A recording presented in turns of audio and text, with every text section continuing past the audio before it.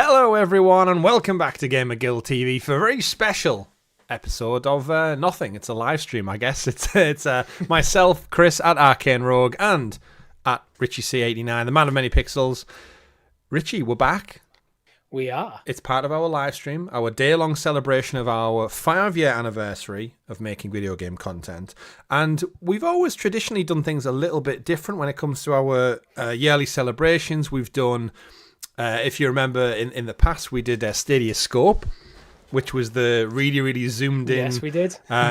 Piece of video game art that we would gradually move out and people, the audience, would get more points every time. And we've done pizza streams, we've done long streams, short play, everything pretty much there is to do.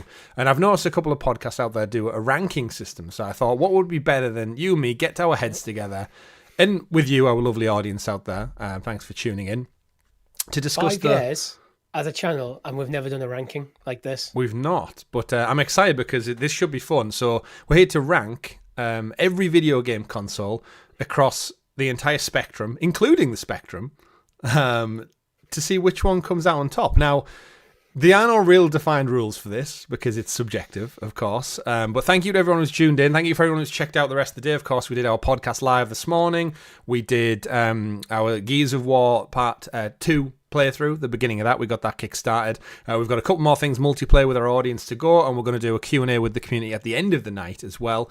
Maybe some more games. We'll see how that plans out. But yeah, I thought we'd drop in for an hour, maybe a little bit longer, depending on how long and how strict this ranking gets. But yes, thank you for everyone who's tuned in. I can see Big Lawrence is in the chat. Says he's on a night out, but he's missing this. But Saturn is number 1. We're not ranking planets, Big Lawrence. We're ranking video game consoles, but thank you for your input. I do get it. Saturn's a good planet, though, it is a good planet. It's pretty dope. And Lee Ellis has dropped in as well, one of our guild heroes, of course, saying, "Evening, gents, happy anniversary." And Louise saying, "Where is Stadia?" Actually, Louise, it is there. It's just a little bit further down, just on the side. Amazon Luna, not here, however. We should point out this listing was updated in 2022, so I think Luna just missed out on the cut. But I think we'll rank Luna ourselves somewhere in there. Richie, they're all laid out in front of us. The audience can see them. Yes. Before we get into it, I don't think we need any real rules because it's just going to be you and me and the audience chatting away.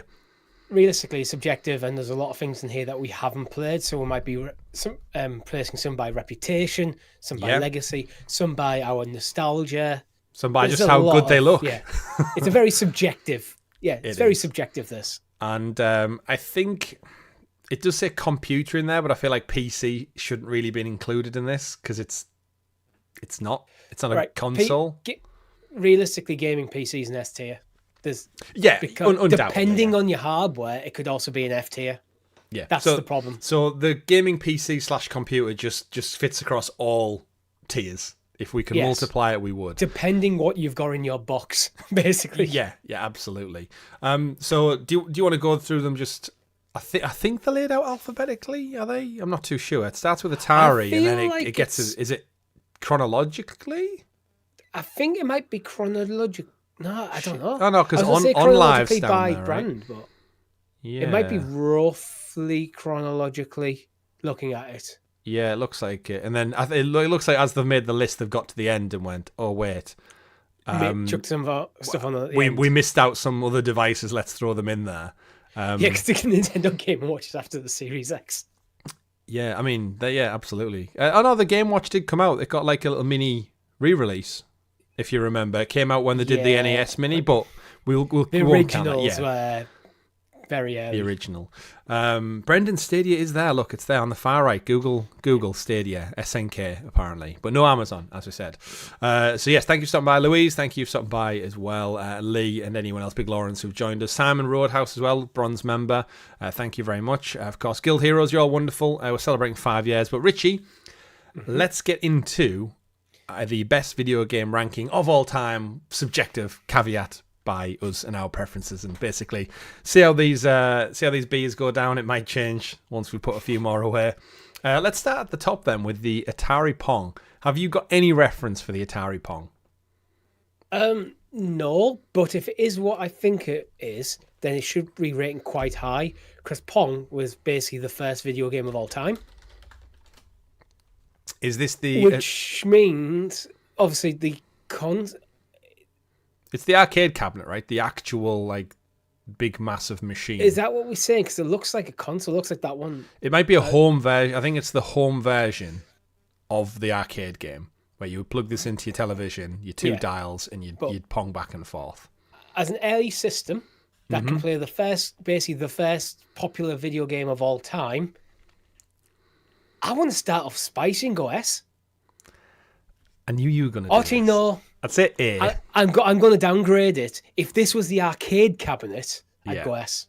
So we're going with A for that because it's the origins of, well, our hobby, really. Yeah, we might not be anywhere if it wasn't for the Atari Pong. It's interesting because it's not really a console as such because it's just one game, right? Like, but actually, Lee's just pointed out, what defines a console is it was just, Lee's just echoed everything I've just thought out loud. Get out my head, Lee. That's why I definitely wouldn't put it S tier. I feel like as we go through the list, it might move down. Like, nothing's set in stone just because I've just dropped it in at A. As we maybe pad out a few more consoles, we might go, you know what? Because, like Lee said, it's just one game. I can't plug anything else into it. So I'm kind of tempted to move it down to B by the fact that it's just one game. Yes, but it is the game. Yeah, but imagine if you bought a PS5 and it just came with one game. This is the console ranking. The PS5 wouldn't exist without this. We don't know that. There's a good chance. Actually, no, that's more the arcade cabinets, really. So I think you're right. I think this is a B. Right. The more I think about it, it's the arcade cabinet is what wants me put high, but this isn't the cabinet. Okay, let's move on then, because we'll spend a lot of time on probably more passionate subjects. Lee, should it even be on the list? That's a good argument to be made, Lee. Let's move on to the Coleco Telstar Colortron. I have no reference for this either. UK? Possibly not. There's some of these that I know from pop culture I didn't even know existed as Coleco Telstar Colortron. Let's see. I forgot what it was called already. Teleco. What did I say it was called? Coleco. Was it Coleco? Coleco Telstar Telstar. Coleco Telstar Colortron. With a stupid name like that, it deserves to be. All right, okay, so it looks like it's the Pong equivalent, but for football, I think. Oh, yeah, it basically looks like football. But again, does it have multiple games? I don't think so. It looks like the whole Pong situation over and over again. Right, I feel like I'm ready with Lee to just veto these two from the list. Yeah. We're taking it out. Aldaris Music, you just joined at a dramatic twist in the tale. We've already made controversial decisions. We added two quote-unquote consoles, and we deemed them not consoles because they were just one standalone game. Now, as we move on to the Magnavox Odyssey, this did take cartridges, as far as I'm aware. Just so everyone out there knows who we're going to talk about, I think I'm going to just drop it onto the list in the middle. So if you're watching or you just join, you're like, oh, that's the one they're talking about, rather than just us nattering on for ages. It does have a selection of games. Right, it's confirmed. The Magnavox Odyssey. Let's have a look at this bad boy. Whoa. Look at that. The game cards were numbered from, looks like 1 to 12. Let's have a look. The Magnavox Odyssey is the first commercial home video game console. The hardware was designed by a small team, etc., etc., etc. Design, the Odyssey consists of black and white, etc., etc. Development, 1951. Developed while working for a military contractor, Laurel Electronics, an engineer, built it with a television set. And there's the cartridge. Look at that. Ooh. That's a sexy looking cartridge, to be fair. I wouldn't say sexy, but it's definitely a looking cartridge. I like old tech. It's good. They began advertising the Odyssey in mid-1972, including an appearance on the game show What's My Line? 50,000 units were initially ordered, but it looks to have gone up. It only sold 69,000 units. Nice. I don't. Magnavox, what are you feeling? Like, aesthetically, what are you thinking of the looks of it? Aesthetically, it's horrible. It's got the controller's amazing. The ergonomics in that thing is fantastic. I like the box, the font on the box. Yeah, it's got something going for it. But the font is something that we would actually use in the random video. Actually, it does look a bit. I don't want to downgrade it too much, because if it does have the title of first ever true video game console, I feel like important. if this the Magnavox was in a Doctor Who episode, it would definitely be trying to kill humans. Yeah. The thing is, this may be the first console, but did it succeed? I mean, 69,000 is not. 69,000 back in the 50s, though. Yeah, I mean, I'm happy for it to sit at a C. C. Yeah, it's not done anything amazing. It didn't sell amazing, but it does get some points for being pioneer. Chat, what are we thinking? Yeah. C seem fair? Again, Someone has to come first. Yeah, we won't necessarily listen to you, chat, but we'd love your input in this discussion. Moving on, though, while the Magnavox sits there waiting for the chat to decide. Atari 2600. Amiga was in the UK. I had an Amiga. Yeah, some of the naming conventions might throw us a little bit, so if there's anyone from Europe or stateside, we might get a little bit confused with certain things. Yeah. Atari 2600, Richie. I mean, I feel this was an important video game console. I'm not sure which of the Atari ones are the good ones, because some of them were crap and some of them were good. I'm predates me. Atari 2600. That's the one that just got the relaunch that came out. It's actually in stock at Amazon right now. If you look at it, 2600 plus. What? As a retro console, love the look. Yeah, it looks like a nice retro console. It's got that wood paneling on the front that only the 70s could offer. You know what I want in my console? Oak. Yeah, solid bit of oak. I think it looks cool. I know that this particular image, I'm looking at the relaunch that came out, but it had cartridges. It had some fantastic games. But the reason for me why it goes in at A is because that joystick it's the emoji joystick. It's like that is synonymous with video gaming. Yeah. I know it was a combination of arcade. It's not specifically the emoji that we use for joysticks, but I'm going to give you a few quick stats here. Go for the it. best-selling game for it was Pac-Man. 8 million copies. Mm-hmm. The lifespan, which already beats Magnavox. Just a little bit. Just a little bit. The lifespan of the console. Take a guess how long the lifespan of this console was. Well, the cartridges went on for ages, because if I remember, the NES went like right up until like 95, 96. I'm going to say like the Atari was out for like 15 years. You fucking nailed it. Oh, was that right? 1977 to 1992, 15 years. And you think I haven't covered video games for 5 years? As of what 2004, 30 million copies were sold. This is just reading from Wiki, so... Hey, I like it. You keep the stats coming, Richie, while I'll get the visuals up on screen for us in the audience. Ted in the chat says Atari 2600 is probably most people's first console. Should be A tier. That not only timestamps us and our age, Ted, but yes, I think on mass, I think this was the first. There's a reason Atari are like the grandfather of video games. I think we could justify S, but I want to save S for the really special consoles, the ones that are so definitive to our hobby. Yeah, it has to. I think this is one that flirts with S, but doesn't quite make it for me. I think that's fair. I think it hasn't. If I had one, it's probably S. Yeah, I think if you've got the nostalgia, like Lee saying he got his when he was 8, Ted saying first people's console, Louise Atari Plus was his first video game experience. Yeah, so. Again, yeah, I think it depends on where you sit, but I'm happy with it at A, just for its heritage, and again, Pac-Man and some of the games you got on there, cartridge, and it looks sexy. I mean, not too sexy, but it's doing things. It's appealing to the 1970s vibe that I looks like the dashboard of like a 1950s convertible car. Yeah, I agree. And actually, just looking at this on Amazon, I'm like, if this came in at a decent price, I might pick up that little mini console. Like and give it a wireless joystick. But nowadays, but the nostalgia, it might unplug. Yeah, it might unplug. We can have a look at Amazon, see what it says. Designed to look and feel like the 4-switch Atari. Oh, actually, I've just remembered the points. So when you look at the images, you could change the type of game, like from color to black and white to purple to green. So you could switch the hue contrast to make the same game look different. Which is kind of mad. And the cartridge, by the way, slots in the front. So see that cartridge, it's almost like you're loading up a torpedo. It just like whacks straight in front and center. But yeah, I think we're happy with that one. I'm happy with the Atari. It's a solid A. Mm-hmm. Yeah, Louise A tier for Atari.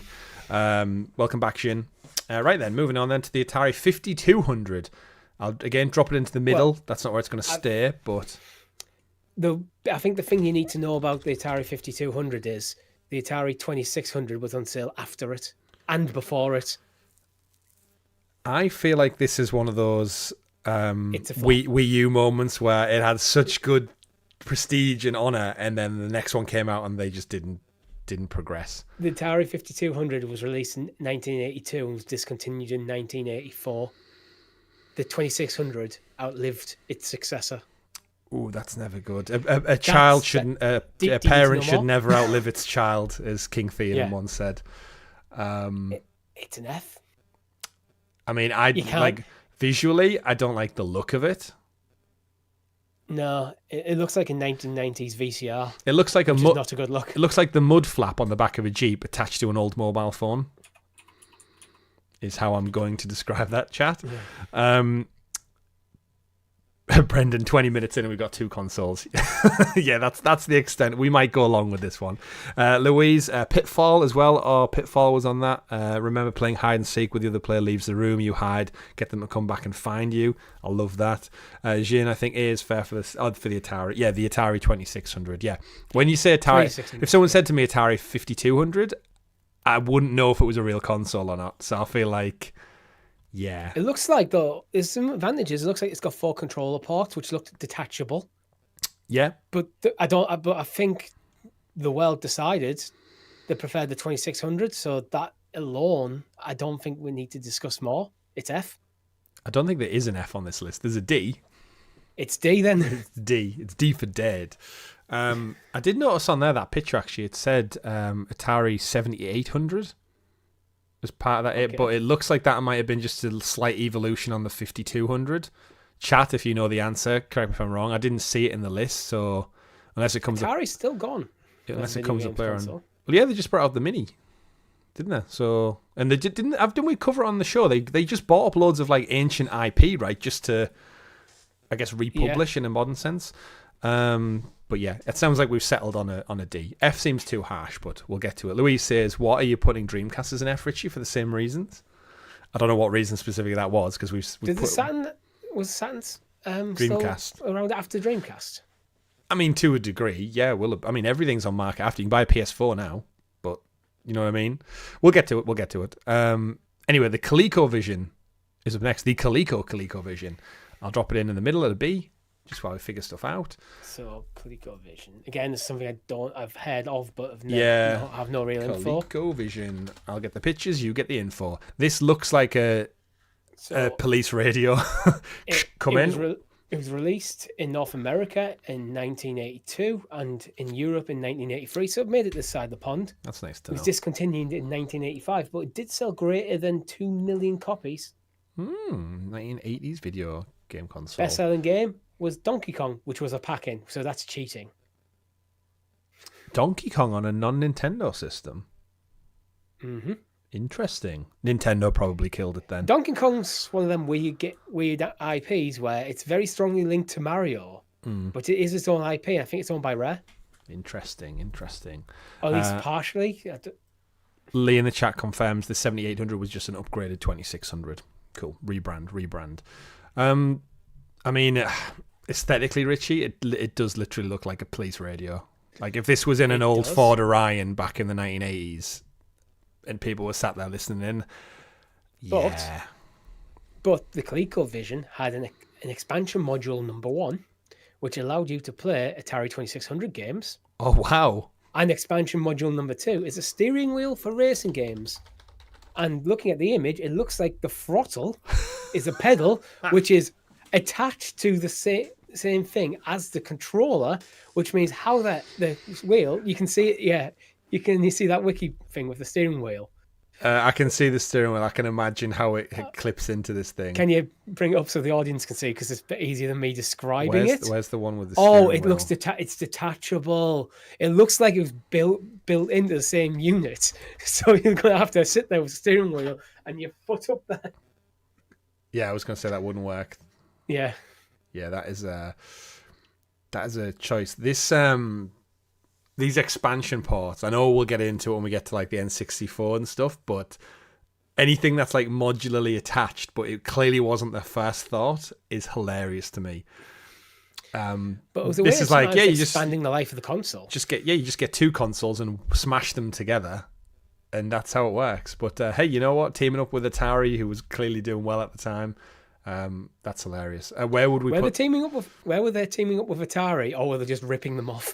Or did Atari just happen to be driving along the road, crash into the ColecoVision, and they just happened to form a partnership? Yeah, you know when you're a kid and you just plug stuff into your PC hoping that it would work, like a USB. You didn't know what port it went into or anything. You just tried it and thought for the best. That's hilarious. ColecoVision, what are we thinking? I'm feeling D as well. I might either C. I might go C because it did. I don't think it was an utter flop because it did sell over 2 million copies, and back then I think that was probably a lot. Yeah, it did make it over this side of the world, so not restricted to the US. I'd probably alongside the Magnavox Odyssey, where it just didn't. I don't think it permeated the way into pop culture the way some other stuff did. Maybe might be different in America, but I have heard of it. Yeah, we'll move it up to a C then. I feel like for Jin, same for the steering wheel, it gets a C. I think I have heard of the ColecoVision as well. Unlike our next one, Richie, the Fairchild Channel F. Just going to place that in at D to start with. Don't know why. It's just my first assumption. The Fairchild Channel F. Fairchild Channel F. What on earth was this? It was introduced in 1976, discontinued in 1983. So, what, a 7-year lifespan? Not too bad. Sold 310,000 units. The controllers kind of look like. I'm not even going to say. That's not what I thought. Yeah, I was trying to keep it clean. It looks like a vinyl player that an old person would have in the house. Like the oak, the wood finish on that doesn't look as good as the wood finish on the Atari. No, it it's doesn't. Like going for the darker wood color was definitely a choice. Channel F is an odd naming convention as well because it feels like I don't know if they were maybe going for more television, trying to get people to think, oh, it's Channel Fun or something. I guess for Fairchild, right? Fairchild Video Entertainment System. I like that the cartridges are bright yellow. That's something, right? You won't lose them. I mean, you might just find them easier. What are we thinking? How many did this sell? I'm feeling D. 310,000. Controllers look stupid. Console looks stupid. Didn't sell many. Stupid name. Never heard of it. Didn't make it to Europe. Just North America and Japan. Yeah, D it is. D. Had a decent lifespan, but next up we've got the GE and Milton Bradley. Again, this thing seemingly came with a small television screen. Let's see. GE Milton Bradley. I feel Vectrex. like this is one of them very important things in video game. Milton Bradley. Interestingly, this has got a portrait display, so it's Vectrex. miles ahead of the time. Vectrex. So the screen's in portrait rather than landscape, which is miles ahead of its time. Perfect for your YouTube shorts. Ahead of its time. Yeah. Portrait mode. Instagram. Trying to find a good thing. Does the controller clip back into the base of the TV unit? Christ, the price of this. Its introductory price is $199 in 1982. It comes with a television, so... True. Wow, have you seen the size of the controller? Like, that guy's hand... That guy's got a really small hand. I guess the controller's the whole width of the size of a TV, right? Yeah, but it's only a small TV. It does have... It's a 9-inch CRT. Vectrex. So this must be one of the first ones to use... Like, not 3D, but, like vectors? Where it's got, like, 3D images. It looks like it's using vector graphics. Oh, I'm just looking at that one there. Milton Bradley. That logo, MB, looks like it's on, like, board games and stuff. But I've never heard of it referred to as Milton Bradley. Is Milton Bradley, like, a massive video game company that does board games and card games and stuff? I have no idea. Well, we're going slightly off, but let's have a look. Milton Bradley Games. It's probably one of them that's been consumed by a million different entities. They do Connect 4, and guess who? Yes, so, yeah. they did board games. Oh, okay. It's the parent was until 1998 was Hasbro. Right, that makes Between sense. 1984 and Didn't play the Mr. It's T, the the Mr. Mr. T T game. game. Team up. I pity the fool who buys the M.E. Bradley Vectrex. Right, it's D, yeah? yeah, it's D. D. I don't know anything about it. Right, what I about... can't really find much in terms of what the game. Let's move on then to the Mattel Intellivision. I recognize the name. I'm going to call it the Mattellivision. That would be better.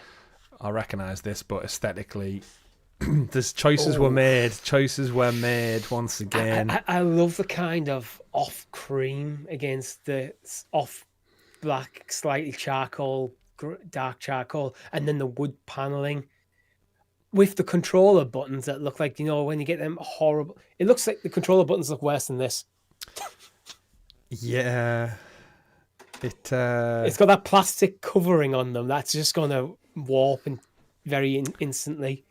If you put this in between two chairs on a aeroplane back in the 1970s, and you're just on a flight, Richie, over to New York, really loud jet plane, and you've got a 15-hour flight because the planes aren't that fast by that standard, and you reach over, you've got a little ashtray between you and whoever you sat next to. There's one of these, and the other two bits with the wooden paneling are the arms of the chair. That's what I'm looking at right now. The central console of an old plane from the 1970s.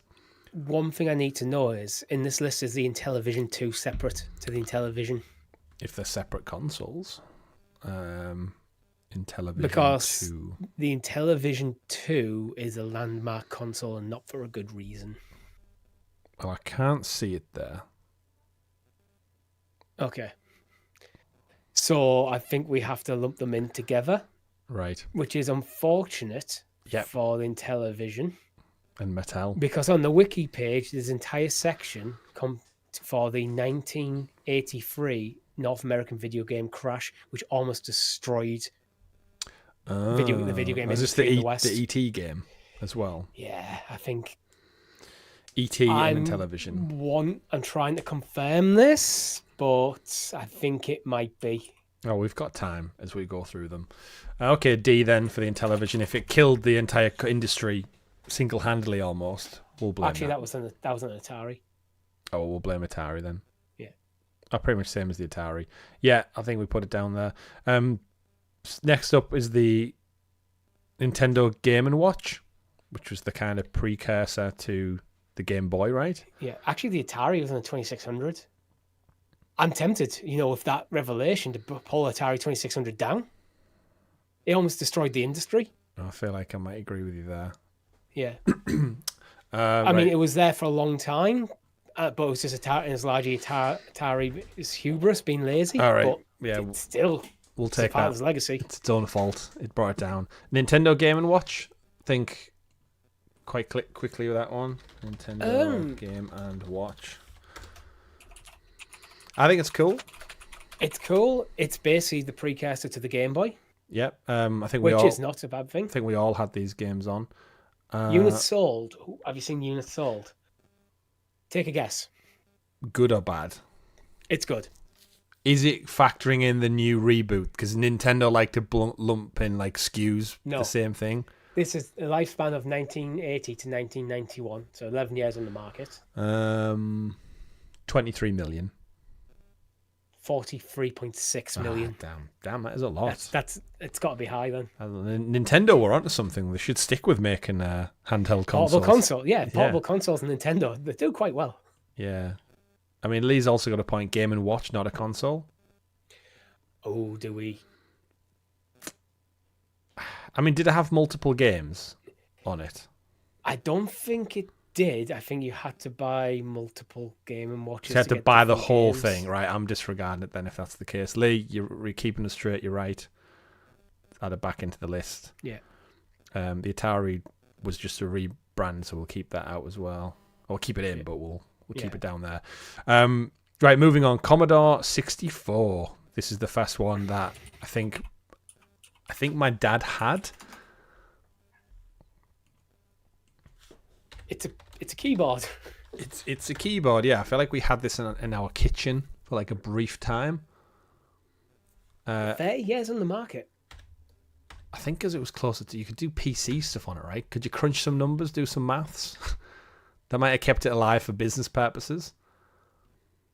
The Commodore 64 Mini, the world's best-selling home computer, reborn. So it was released in 1982 and it was discontinued in 1994. It sold somewhere between 12.5 and 17 million. That's respectable. This is the English one, right? Or was that was the Spectrum? Am I thinking of the Spectrum? It's US. I must be thinking of the Spectrum then. We've got chat saying Jin saying S tier. Lee says Commodore 64 A tier. It had online gaming. Aesthetically, it's a keyboard with an Atari joystick, so I don't know how much that impacts it. I think it impacts it quite a bit visually. It looks close to a computer. Now, here's the thing. Is this so revered because of its ability as a computer or its ability as a gaming device? Because it feels like a combination of the two. Yeah, Lisa, Jin, sorry, saying, yeah, taught people to code and make their own games. That's pretty sick. That's important. The code You can't discount that. But it had online gaming. That's got to be a huge thing to it. I don't know how successful it was, but it was there. 64K built-in memory. Reading from the newspaper article, for $595, I'd love to know what that is with inflation. Literally thinking about how much people have been critiquing the PlayStation 5 Pro. I can tell you what it is for inflation. Go on it's then. Equivalent of $1,880 in 2023. Jeez. So that's probably equivalent to over $2,000 now. Okay. But it's sold. I mean, it says in the thing, so for $595, you get what nobody else can give you for twice the price.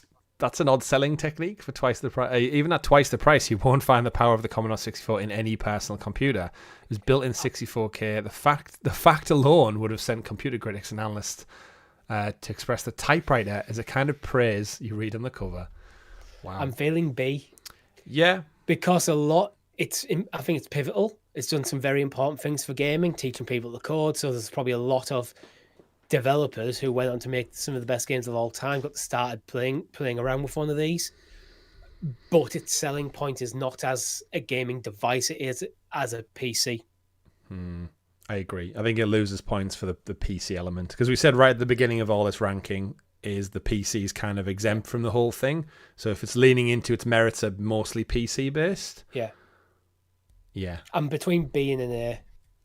Because Jin's just mentioned that the mod 6581 chip, it changed music and gaming forever. It feels very important. But as a gaming console, yeah, limited.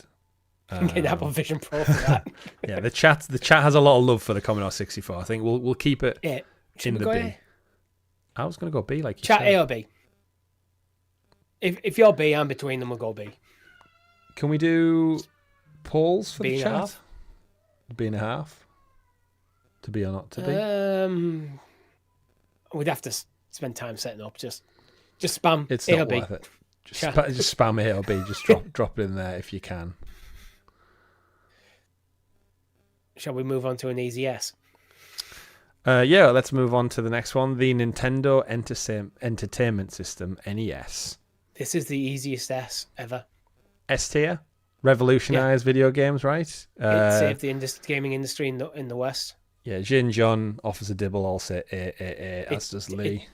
It turned Nintendo into the de facto gaming console, which it kind of holds the title to this day. Yeah, absolutely. This is the origins of home gaming, really, as we know it. I agree. I completely agree. I think, you can't really take away from it, right? NES. Douche. There it is. Even the Mini was sold out everywhere, right, when that came out? Although it is in stock now. But, the NES, I completely agree. I think the chat... Have you seen the classic one? What do you mean, the classic one? The Famicom. The Japanese one. Yeah. Yeah, the Japanese one's... aesthetically, nowhere near as cool, I don't think. I think there's a definite choice when they brought it west to redesign it slightly. But yeah, that the NES also benefits from that like techie grey that the PlayStation 30th anniversary edition's got going for it. We haven't even mentioned the games. Yeah, that's Super true. Mario. Yeah. The Legend of Zelda. Mm-hmm. There you go. Do it. Can I just stop that? Like, two of the greatest video game franchises of all time. I love it. Officer Dibble, you are a hero. New to the channel, right. Like and survive. You're very welcome here. Thank you. Thank you for tuning in for our ranking. This is one of the many things we do here, so thanks for checking it out. And thanks for your input as well. Welcome. Yes, very great community of, I'm sure you can tell from the ratings how they're going, mature gamers who are willing to have dialogue and conversation and not call each other names in console wars. We're literally in the thick of the console wars. These are all the players in the console wars. Duck Hunt, yeah, with the gun. Duck Hunt. Yeah. The list goes on and on. Literally... you can get all these games in modern hardware with Switch Online, which is awesome. Absolutely. Let's move on then, because we do have a big list to get through, and we are 40 minutes in. The Sega Master System. Sega. Now, me and you are more familiar with the Mega Drive. Yes. So I'm not sure where the Master System sits. I mean, visually, it looks like something that belongs on the Death Star. Like, this would be, if it had wheels, it would definitely be just the little mouse droids walking around. Does that give it like cool retro points, though? I mean, it doesn't look terrible, but I think the red makes it pop a little bit more. Yeah. But I don't know if that's an overly good... I think I need to know more about this. Is the Master System, the Mega Drive, just in a different shell? Because there's multiple versions of it here that some look closer to the Mega Drive, some don't. The controller pad's only got 1 and 2 buttons, so it doesn't have the ABC. Chat, help us out with this one, if you do know. Well, Sega Master System. Yeah? This is the first console we've covered so far that is in active production. What do you mean is in active production? Its lifespan in Brazil is 1989 to present. No, it's not. They are not still making this in Brazil. I mean, this is on the wiki. No, don't believe everything you read on Wikipedia. What's the reference? No chance. No chance. It says here it had Sonic the Hedgehog 1, 2, so it plays the same games as the Mega Drive, right? But are they the 1 and 2 that we know of? Or is that the Master System too? I'm so confused. Chat Louise says, sure. By looks of it, people say, yeah, NES is the one that made... Oh, wait, I'm getting lost. This is Sega's NES equivalent. Had one, didn't really like it. Sega's version, yeah. Had it. Master System would be a C. Mega Drive was much better. ASCII classic game of the Master System. Did know this as well. Yeah, it says C. So it feels like the Sega made this. This is Sega's warm up. Yeah, this is like, right, we want to compete with Nintendo. Let's have a go at it. And they got some good foundations out of it, but never pushed on to like the same heights. But then, of course, they had more cracks at the whip, which we'll get onto in a little bit. We'll put a pin in that one then, because obviously it's going to come back around when we do get to the Mega Drive, the Genesis kind of stuff in a little while. The Atari Lynx. There's a Lynx and a Lynx Gen 2, so I'm going to bundle them together. Little handheld. Atari Lynx. I feel like this was a US thing. Atari, especially because of the word Lynx. We don't have Lynxes over here if it isn't a can of deodorant. 2 million copies consoles sold. I mean... Had a lifespan of 6 years from 1989 to 1995. I appreciate the grey and the orange colour scheme. It's 16-bit. Now, the thing is, with a modern eye, a console of that size and a screen of that size just seems wrong, but the size like the speaker would taking up so much space. And could you play this horizontally and portrait, do we think? Because it kind of looks... It's got that vibe. Lee in the chat says he loved his Lynx. All over the place. Lee had a Lynx. Lee, what was Imagine trying to hit them bottom 2 buttons on the right-hand side. It had a colour screen in a handheld. Yeah, the placement. I guess when you're holding it, it's hard to tell without like physically seeing it how you would hold and play it. But colour screen in a handheld, it's got to get points for that, right? It does, but one of the advantages of the Game Boy, which we'll get to, was the fact that it didn't have a colour screen. Yeah, I also feel like form factor wise, it would be tough to hold. Yeah, the top buttons I think would be alright. The bottom buttons feel like they'd be awful. Should we say C? Yeah. I feel like, again, it's not terrible. There's a lot of great points raised by people. Louise, yeah, America had we had the axe. TurboGrafx 16 from Hudson Software. Now, I've heard of the TurboGrafx. TurboGrafx. It feels like another FX. American one that probably never made it over here. I mean, it did make it over here in 1989, 2 years after the Japanese release. So actually, it's Japanese first. What was the 7 years on the market? 7 years? I mean, again, visually, it looks like shit. Just gonna say it. It looks like plastic formed. It looks like an early technology. NES. Yeah. The logo, terrible as well. Anyone in the chat have a TurboGrafx? Does it take cartridges? I presume. Type Or CDs. A HU card, HU card. I don't know what that means. I can't see any chip. pictures that TurboGrafx. It's a ROM cartridge, so yes, it is a cartridge. Right. Okay. TurboGrafx 16 Super System. Nope. Yeah. I mean, how many did this one sell? If you've done your research, Richie, what's the selling at the TurboGrafx 16 Mini? So the HU card only sold 5.62 million, and there's 2.02 million CD-ROM plus Duo. I'm just gonna go and put it in at D. Yeah. If the chat has any objections, then Raise them now. Raise them now. There's also a TurboGrafx 16 there that wasn't a mini, but we'll just club them together. There's a Game Boy Pocket here, but I think for convenience of time, we'll just go, put the Game Boy in there. Straight in S and the Pocket in there. Yeah, are we agreeing with that? Yeah. Objectively, the Pocket is better than the Game Boy, but it can't beat the original. And it didn't. I agree. Yeah. I agree. I'm going to go grab it, just because I can. Just to show it off. Yeah. Yeah, I don't think you can beat the original. I don't think the Pocket was evolved the Game Boy enough to warrant a second S. But it was better in every single way. Shake it. Yeah, I'd say Game Boy is S tier all the way. Like, just like look at this bad boy. Like, come on. Yeah.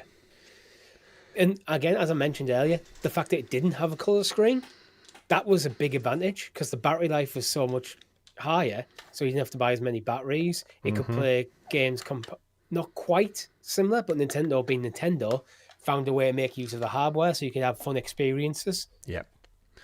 I mean, Tetris, right? That's what skyrocketed Tetris and put it in the palms of people who maybe otherwise wouldn't have been essentially, it's like kind of the equivalent of what mobile gaming is today. Like, everyone had one of these. And we haven't even mentioned the highest grossing multimedia franchise of all time. Had its origins there. Pokemon.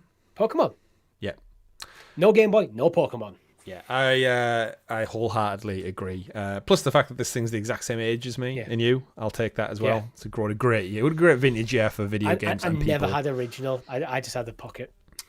But yeah, lovely. I think that's a bad thing. Everyone can agree. Better. Yeah, there's that one in the museum, isn't there? That was in was it in Hiroshima?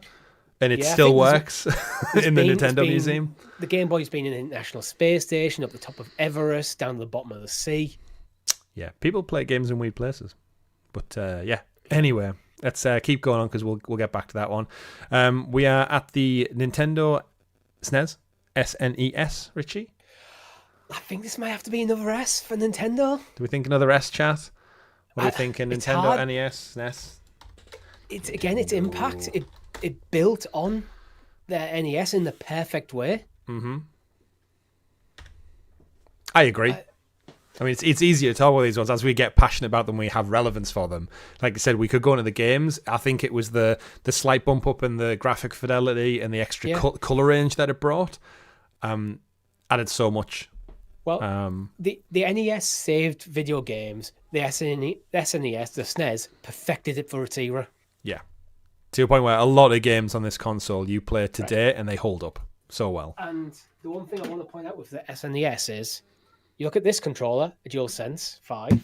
Oh, here we go. He's laying down some shit. And an Xbox controller. Yeah. Look at the layout. There's the origins. Right there. Right, yeah. The four face buttons, the D-pad, start and select. that is the standard for video games. The shoulder buttons are already making an appearance. That's the origins of the modern video game controller. Yeah, I agree. It's the framework for future. I agree. It's great. And then they went and made a Nintendo 64 controller. But less said about that. We'll get to it. Yeah, I agree. Obviously, over in the Japan and the States, they got. Was it Japan who got this one, the purple and grey, and then we got the grey and coloured refined one, like the one with the smoother edges. We always get the prettier one. Because we get it late, that's why. But yeah, Super Nintendo Entertainment System, which it's this console, which is why people keep thinking that the new Switch is going to be called the Switch, the Super Switch. Everyone wants to go to Nintendo to go back to the origins, call it the Super Switch, and me too. I want. If it's going to be an upgraded Switch, it's a Super Switch. Yeah, Lee in the chat, Street Fighter, Zelda, Metroid, keeping that alive. Final Fantasy. Louise says, this is the console that made me fall in love with JRPGs. Yeah, Final Fantasy before it got in bed with PlayStation. Is Final Fantasy on the NES or? Wahoo! S tier, hands down, regardless. Yeah, it's an easy yes. The Philips CDI up next. Oh, that's a D. The Philips CDI. So it looks like a DVD player, a VHS Look at the one player. in the bottom right of your screen right now. That is a Zelda game in the background. Okay. It's notoriously terrible. That's a Zelda game on it. It's a fail. It's a complete fail. What is that face? It's memeable. Link Zelda's Adventure. What are these things? Are these games? Yes. Are they lost? Are these lost to time? Nintendo made a Nintendo. No, not really. Maybe. There's probably wrong parts of them everywhere. But Nintendo made a deal with Philips for Philips to put Nintendo branded titles onto their console, including Zelda and Mario. Right. Wow. None of them were good. It doesn't look like it. Poor Link there. Getting dragged across the coals. Wow. This looks. How many did this sell? How much did this? Doesn't matter. VHS player. Oh, Philips. It wouldn't surprise me if this was the shell from just one of their Betamax players, and they thought, right, we're not using it for Betamax anymore, so let's just pivot to games and whack a controller port on the front. Wow. The not games. Yeah, gotta go chat. No problem, Ted. Take care. Yeah. Thanks for dropping in. I think we'll just drop this one. D. Yeah. Sorry, Philip. Stick to screwdrivers. The Sega 32X. I've never heard of this one. Peripheral. All right. Okay. It's just there. It's like a plug-in for the others. Sega CD. Richie. Sega CD. Sega. CD. Isn't that a peripheral as well? Did you just sit on top of the Master System? 32X was a peripheral for the Mega Drive. Yeah, it's peripheral. It's a plug-in. Yeah. Yeah, we'll not count plugins. What about the Sega Game Gear? I think this could do. I want to go B actually. Better because I think it's good. Sonic it suffered from its battery life. Sonic on the Move though. Yeah. Like Sonic on the Move. But why did it call us buttons 1 and 2? Because the Master System was 1 and 2. So I don't think they'd made the jump to ABC until the Genesis Mega Drive era. And if you think for Sonic, you only needed jump. True. You needed jump and also jump. Jump again. I mean, visually, it doesn't look great. The Game Gear, I think that's fine. List of games. It looks I kind of like the logo, actually. It's got X-Men, Power Rangers, a couple of Sonic games, got Judge Dredd games, got the Lion King. Sega Game Gear. Lee says was literally a portable Master System, so I'm thinking B. Yeah, I feel like I'm happy to leave the Game Gear in that B. I don't think I can put it alongside Game Boy Pocket. That's the only reason I'm pushing it down to B. Yeah, that's fair. Right then. We're into the Sega Genesis, Richie, so we're really starting to get into our era now. Consider its peripherals in here, because I think that is part of the lifespan of the console. Yep, Sega Genesis. I'm going to drop it in at A. I think so, yeah. But that's purely because, obviously, it came with Sonic, and then the wave of 16-bit that came with it that I think really pushed. It made everyone who had Nintendo go, oh, shit. I have more nostalgia for this than the Nintendo consoles of the time. Same personally, which is why I might be biased. I don't think it's as pivotal to the gaming industry as the Nintendo consoles of the time. I would agree. It's somewhere between A and S for me. Yeah, I would agree. I think it's teetering, but I think the list of games, the variation, the color, and the just the 16-bit, it really, really showed, especially in like the early 90s when people were so familiar with Nintendo. Again, Sonic obviously was the mascot, but just the variation and the color that you could put into screen with those extra bits really just, I think, made people pop and go like, oh, actually, and like Lee said, Sega does what Nintendo don't, and the marketing campaign. The Mega Drive or the Genesis, if you prefer, I think it kind of is so symbolic of gaming in the 90s, where I think Nintendo is symbolic of gaming full stop. Yeah. I agree with you on that. Yeah. One. I like it. So yeah, the Genesis, Genesis Gen 2, whatever it is, we'll put them up there as the default great one. I was always confused as a child because my cousin had the original and we had the Gen 2 version, which was like the slightly sleeker one. Yeah. And I always remember just going around their house and thinking like, yours looks different to ours. I don't like it. But it works. But it still works. Like we still used to trade games and everything, even though the cartridges and the boxes look slightly different as well, like taller almost, and that always put me off as well. But moving on, we've got the Neo Geo. There's a CD and a Neo Geo normal. SNK Neo Geo. Do these come out in the UK? I don't really remember them. I don't feel like they will have done. Obviously, SNK now just making the games, just a publisher. Neo Geo 1990? CD. Release date discontinued 1997. Hardware credits in SNK though. Technical support 2007 is discontinued. So 10 years after the hardware was discontinued. Doing nothing notable though. Visually looks average. They're getting there with the controller scheme. They're getting in line with what Nintendo did. Eight directional controllers. Yeah, Lisa is. It's an arcade machine at home, so yeah, hence why they're probably still around today. The arcade element kept them in the games that they published. See, Neo Geo, I'm happy to just put in that C. It doesn't feel like a failure, but it doesn't feel pivotal. Yeah, I agree. And unlike the Jaguar CD, which I think we can all agree, just goes. Wasn't Jaguar the last attempt? I mean, look at this thing. It looks like a George Foreman. Or a robot from Robot Wars. That is that logo as well as going hard for the Jaguar CD. Yeah. Oh. The Jag. I'm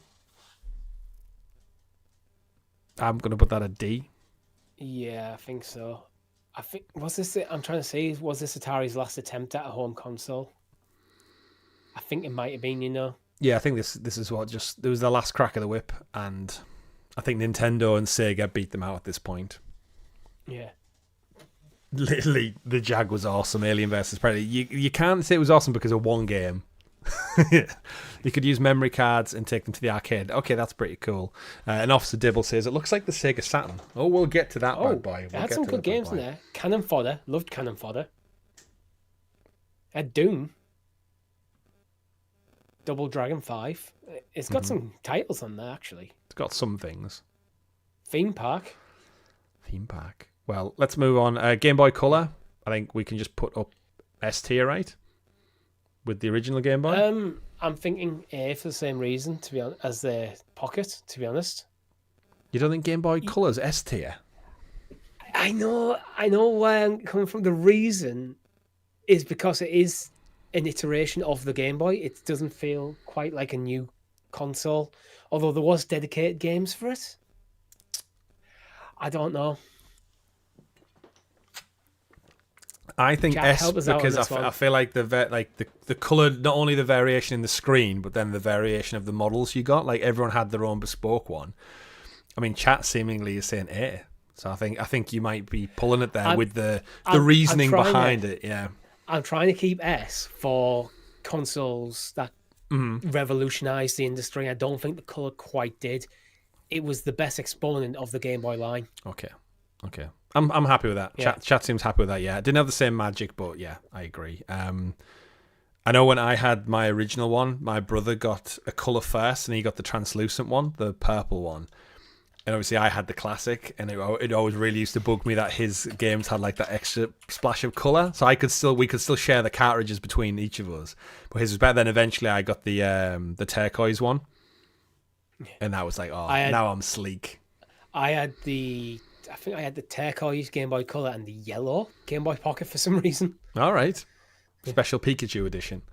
No, just yellow. Just the yellow one. Classic yellow. Right, Richie, we're getting into the good stuff now. Again, we haven't. We just covered the Game Boy Color. Of course, we're into good stuff. Nintendo 64. Yeah. Oh, actually. Chat, let us know what you're thinking. I'm thinking you're right. I think it's S. It's early 3D gaming. It nailed it. I never had an N64, but I adored this thing still. Going around my cousin's house, playing GoldenEye, Mario Kart, the Rumble Pack, the 4-player ports.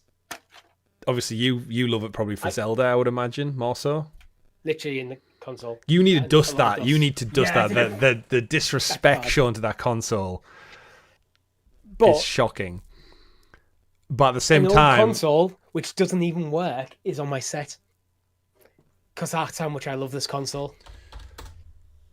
So, I think we do need to obviously factor in, Richie, the horrible controller. I think it might lose points for the controller. I don't think the controller was... When I was a kid, I never had any issues with that controller. It's weird because of the third prong. The claw. But if you could literally just cut off the left-hand side of the controller.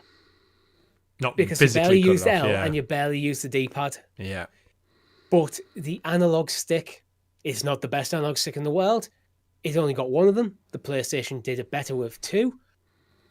But the invention of that analog stick allowed for 3D gaming to take hold. So as much as people complain about the controller design, I think it's one of the most important controllers of all time still. All right, okay, you might have brought it back around with that controller. And there's games like Turok, Dinosaur Hunter, not the greatest game in the world, but I think it's incredibly important because it was a first-person shooter that used the analog stick to aim. Okay. I think that combined with like the Rumble, it was the first controller to have vibration input. Yep. I think the controller for all its visual hell it brought and your hand shape. It's ergonomically terrible. Yeah. But it's still very important. Yeah, I agree. Plus, if you wanted to hit someone over the head and kill them, perfect weapon, right at hand. You could kill 3 people with one controller. It's like a boomerang; it just comes back. You also had, you bought the Switch, the replica version that just came out, right? Yeah, I did. In I use it all the time. recent. When did it come out? Like 2 years ago or something? Yeah, and it's wireless, right? It is. But they've even went to the detail of having. It looks like it's got a memory card in. I was going to say it looks like it's got a memory card and or Rumble. It doesn't. And it probably doesn't weigh anywhere. Did the weight it the same? I don't know. It's hard to think back 25 years and also think, right, as Richie goes and gets that one, we'll as he rumbles through all of his his shelves. Let's just throw out the Virtual Boy is not a console. The cables fall down the back, so I can't, Gareth. That's fair. That's fine. I do have an original N64 controller, which was packed in with my console. Still works to this day. That's what happens when you look after your tech boys and girls. The wireless one's heavier, but not by a huge amount. Mm-hmm. And this doesn't have a rumble pack or memory card in. Nice. So modern sensibilities come through. Lee in the chat says, yeah, you guys didn't think this list through when it comes to timing. No, we didn't. No. And moving on then to the Virtual Boy. I was joking, Lee, don't worry. D. Yeah, I think it goes straight in at D. I know what they're trying to do with 3D, but they didn't manage it. It's VR before VR was really a thing. Well, it was 3D. It was 3D gaming. It didn't work. Oh my word! I mean, I appreciate it was about 20 years too early. I think is the reality. I've actually played one. It was horrible. Oh, the red. It was uncomfortable.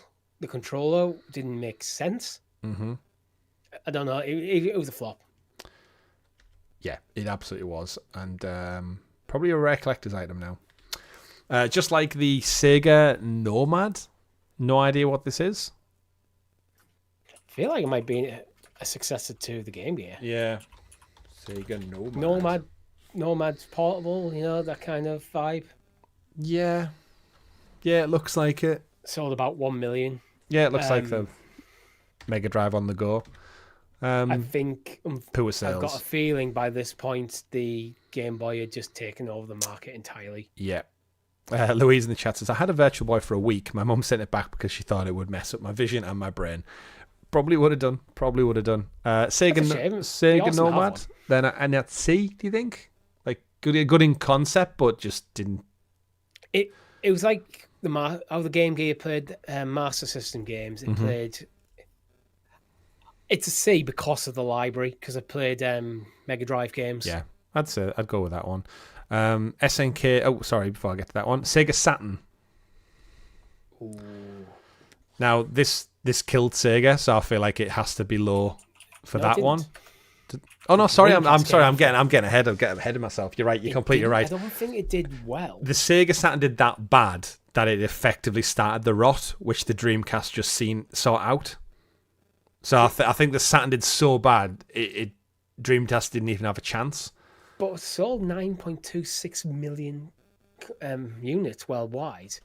So I feel like it might be overblown. Apparently, I think though it was difficult. There's rumors that it was very difficult to develop for. Mm-hmm.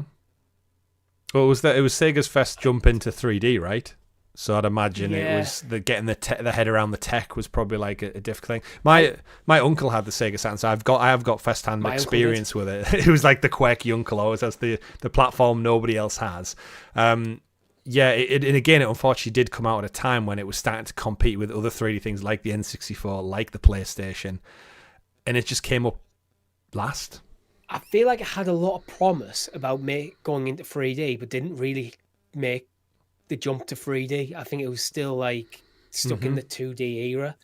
And I think consoles that came out roughly around about the same time, like the N64 and the PlayStation, kind of killed it. Yeah. It's because they were proper 3D consoles. Yeah. What are your Sega Saturn memories? If you said your uncle had one, what games can you remember playing on it, if any? I remember playing the Die Hard collection, but their arcade ports. Tomb Raider. Okay. I think Tomb Raider was on the Sega Saturn, if I remember. I remember playing Sega Rally. I remember a big one for me was Casper. My uncle had the Casper, the Friendly Ghost game. That was really fun, like going around the mansion and collecting keys and squaring off against like Stinky, Stretch, and Fatso. Was very unique as a child at the time. I was like 7 or 8 year old. It had Rampage. Rampage was good. That was one with like Godzilla and stuff. Yeah, Rampage King Kong. Well too. Yeah, there's a movie. The Rock was in it. Yeah. But yeah, the Sega Saturn. I think actually Lisa in the chat there, they rushed it out. Was this the game that because the PlayStation was doing so well, they did like a stealth drop at E3 where they were like, it's out now, and like the press had no time to market it, retailers had poor time to stock it, and they just kind of like just got carried away. Loaded, Officer Dill. Loaded was a fantastic one. I do remember that, like co-op where you had to get the coloured keys and top-down shooter. It's basically like Hotline Miami. It's like there's a spiritual successor to Loaded. I think it was expensive as well. On release, it was £399.99 or £400, which is equivalent to 971 quid now. Yeah. And that was 2023 reckoning, so it's over £1,000. You know what I think the reality is, looking at some of these images? No joysticks. Yeah. I think the games will have been clunky That's what I mean. Yeah. How it kind of didn't do 3D well. There was additional controller. If you look up, scroll up, you can see the weird circle controller. Top of your screen now. I had a joystick, but I think too little too late. That's bad. That's bad. The original PlayStation didn't have a joystick, and that was successful, though. That's true, but they got the DualShock out pretty early on. We'll talk about the original PlayStation. We'll get to it. I think there was some other advantages they had. So Sega Saturn in at C? 9 million, respectable. I kind of want to be kind and give it a B because we don't have much in B, and I do think that's not a reason to put it in B because we don't have it in B though. Chat, what do we think? B or C for the Sega Saturn? As we move on to the Neo Geo Pocket Color, or the Pocket, I think this was arcade games in the palm of your hand. I think without looking too much into that one, I would say that C.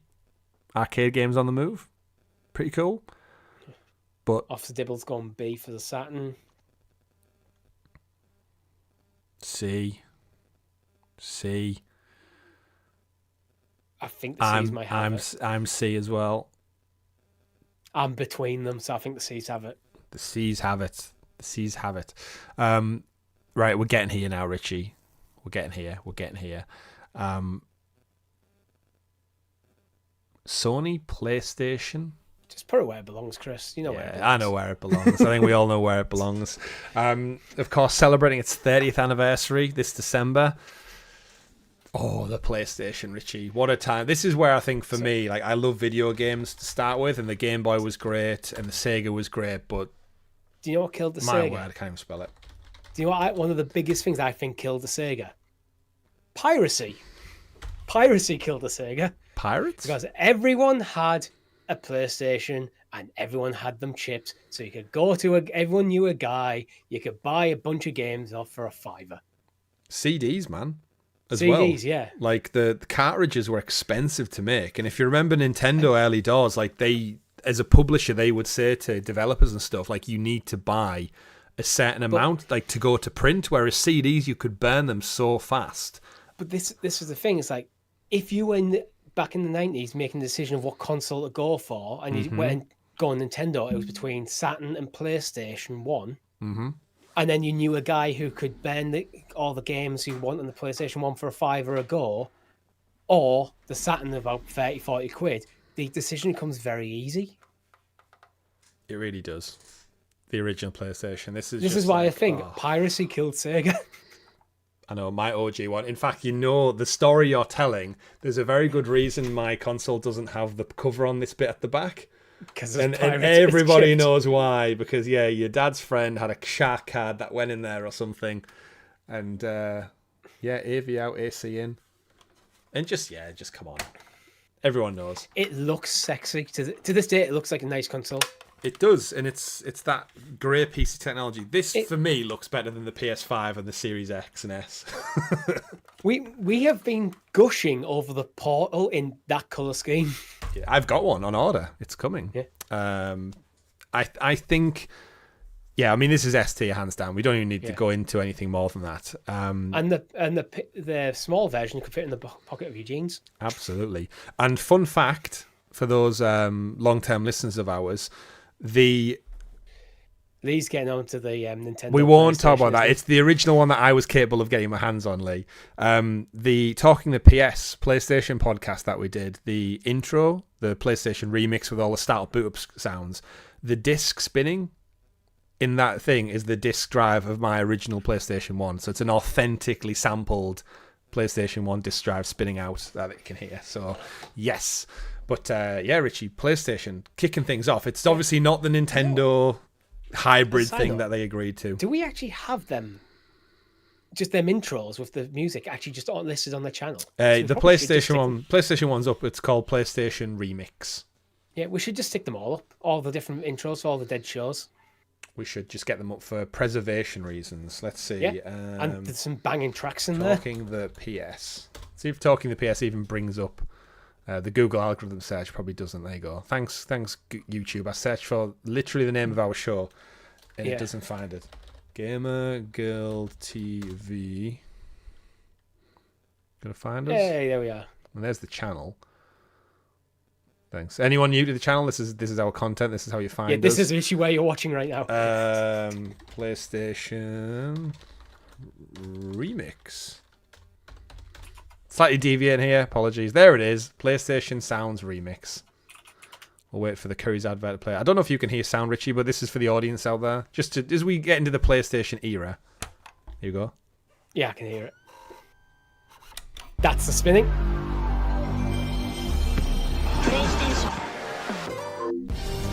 We'll just DJ out for a little bit, Richie. Yeah. Listen to that. Should we do X-Pass next? Yeah. Made by X-Pass theme made by Al Davis Music, who hangs out in our Discord, one of our long-standing members. Yeah, but this is where we got into, of course, CDs, bringing us the ability to have like actual music samples and actual video in the game as well, which meant you could have like better graphics and stuff because you're literally putting a video into it. What a tune. And great visuals. I missed the Talking the PS podcast. But anyway, let's bring it back around to us actually talking about video. I'll let that just play in the background. Just play in the background, yeah. While we talk about why the PlayStation's S tier. Right, moving on, boys and girls. What have we got in here? What else is up next? Where's it at? The 3DO. 3DO, I have one. You had a 3DO?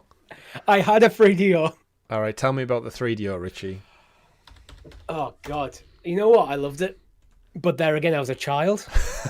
I was a child. It had Gex. So it's got points for me. It had Gex. It had Rampage. It had Street Fighter. It had, I think it had an early FIFA game. It might actually just been FIFA International Soccer. Oh, yeah, I had it, the original. It had some other games. It had things like a Dungeons and Dragons style dungeon crawler, basically a roguelite called Slayer. There were some good games in there. But as an adult, when you look back into it, it was a very expensive console that just didn't really live up to what it's billing. It was stackable. It was designed to be stacked with other, with its design peripherals. Right. And do you know how it only has one controller port in the front, Chris? Do you know how you connect a second controller? Oh, don't tell me you link it human centipede style to the controller. Daisy chain. Chain. It just daisy chains together. But could handle up to 8 in a daisy chain. I mean, so could the human centipede, but that was a terrible movie. Okay, so where would you place it? Seems like you had one, then I'll let you determine it's a D. It's a D. It's a D. 3DO. I wish I still had it. It's one of them. It got chucked out at some point in my life. It's one of them pieces of tech that I really wish I still had. Kept. Because as DT as it is, it probably would have been on the shelf behind me. Mm-hmm. Right. And I might have even done a few streams by finding a way to capture it and stuff. I would have. But yeah. That's interesting. I'm a bit confused where to go from here because I feel like the timeline is starting to get a bit warped. Now we're getting into like multi-platforms coming out at the same time. I think we just follow the list along, but skip the ones that we're not sure on. Right, that's fair. So like the tigergame.com is clearly terrible, so we can place that down there. We've got Game Boy Advance. You're missing the Xbox. Yeah, I felt like I need to go to Game Boy Advance first. Oh, okay. That came out before the Xbox, right? Well and truly. I'm not sure, actually. I mean, this is where time and our brains are also warped. I don't actually think it matters. Yeah, they're not competing with each other. So Xbox then. S tier? Or no. A? I would go further. I would go B. No. I think it's the 360. Yeah, that is S. I would agree when we get to that, but I don't think the original, like, for Microsoft coming in with their first ever console, like to try and disrupt the market, and I'm right to think Halo was on Xbox, right? I don't think you can bring something like Halo to the forefront, and launch for the very first time in the industry. You convinced me with the word Halo. Yeah, although the Duke controller was a chunky boy, it still was the foundation of what became the Xbox controller we know and love today. The chat saying, again, chat if you're out there, like get your opinions in because we're not the definitive experts on this. But yeah, I'd say A for the Xbox. Of course, it literally started a whole other platform column of gamers. I think you're right because Xbox kind of any potential of Sega making a comeback was killed by Xbox, really. Yeah, it was like, well, we have the clout and the industry wasn't at this point. Nintendo was doing Nintendo stuff, mm-hmm. have its own market share, and it was Sony versus Microsoft, Yeah. which it largely still is to this day. You know what I also like? I like the orange. commitment to the X as Yeah. the form factor of the box. Like, it doesn't look as messy as you would maybe think if you said in concept, like, we want a big X on the box. You'd be They like, should have done that for really? the tower, actually. Just make it taller. but I mean, keep wait the till we X. see the next iteration. Yeah, just a freestanding X Yeah. that just I stands. don't in like the different room. translucent green. That's an ugly green. It's like army green, isn't it? As well. Yeah. The orange, though, is hot.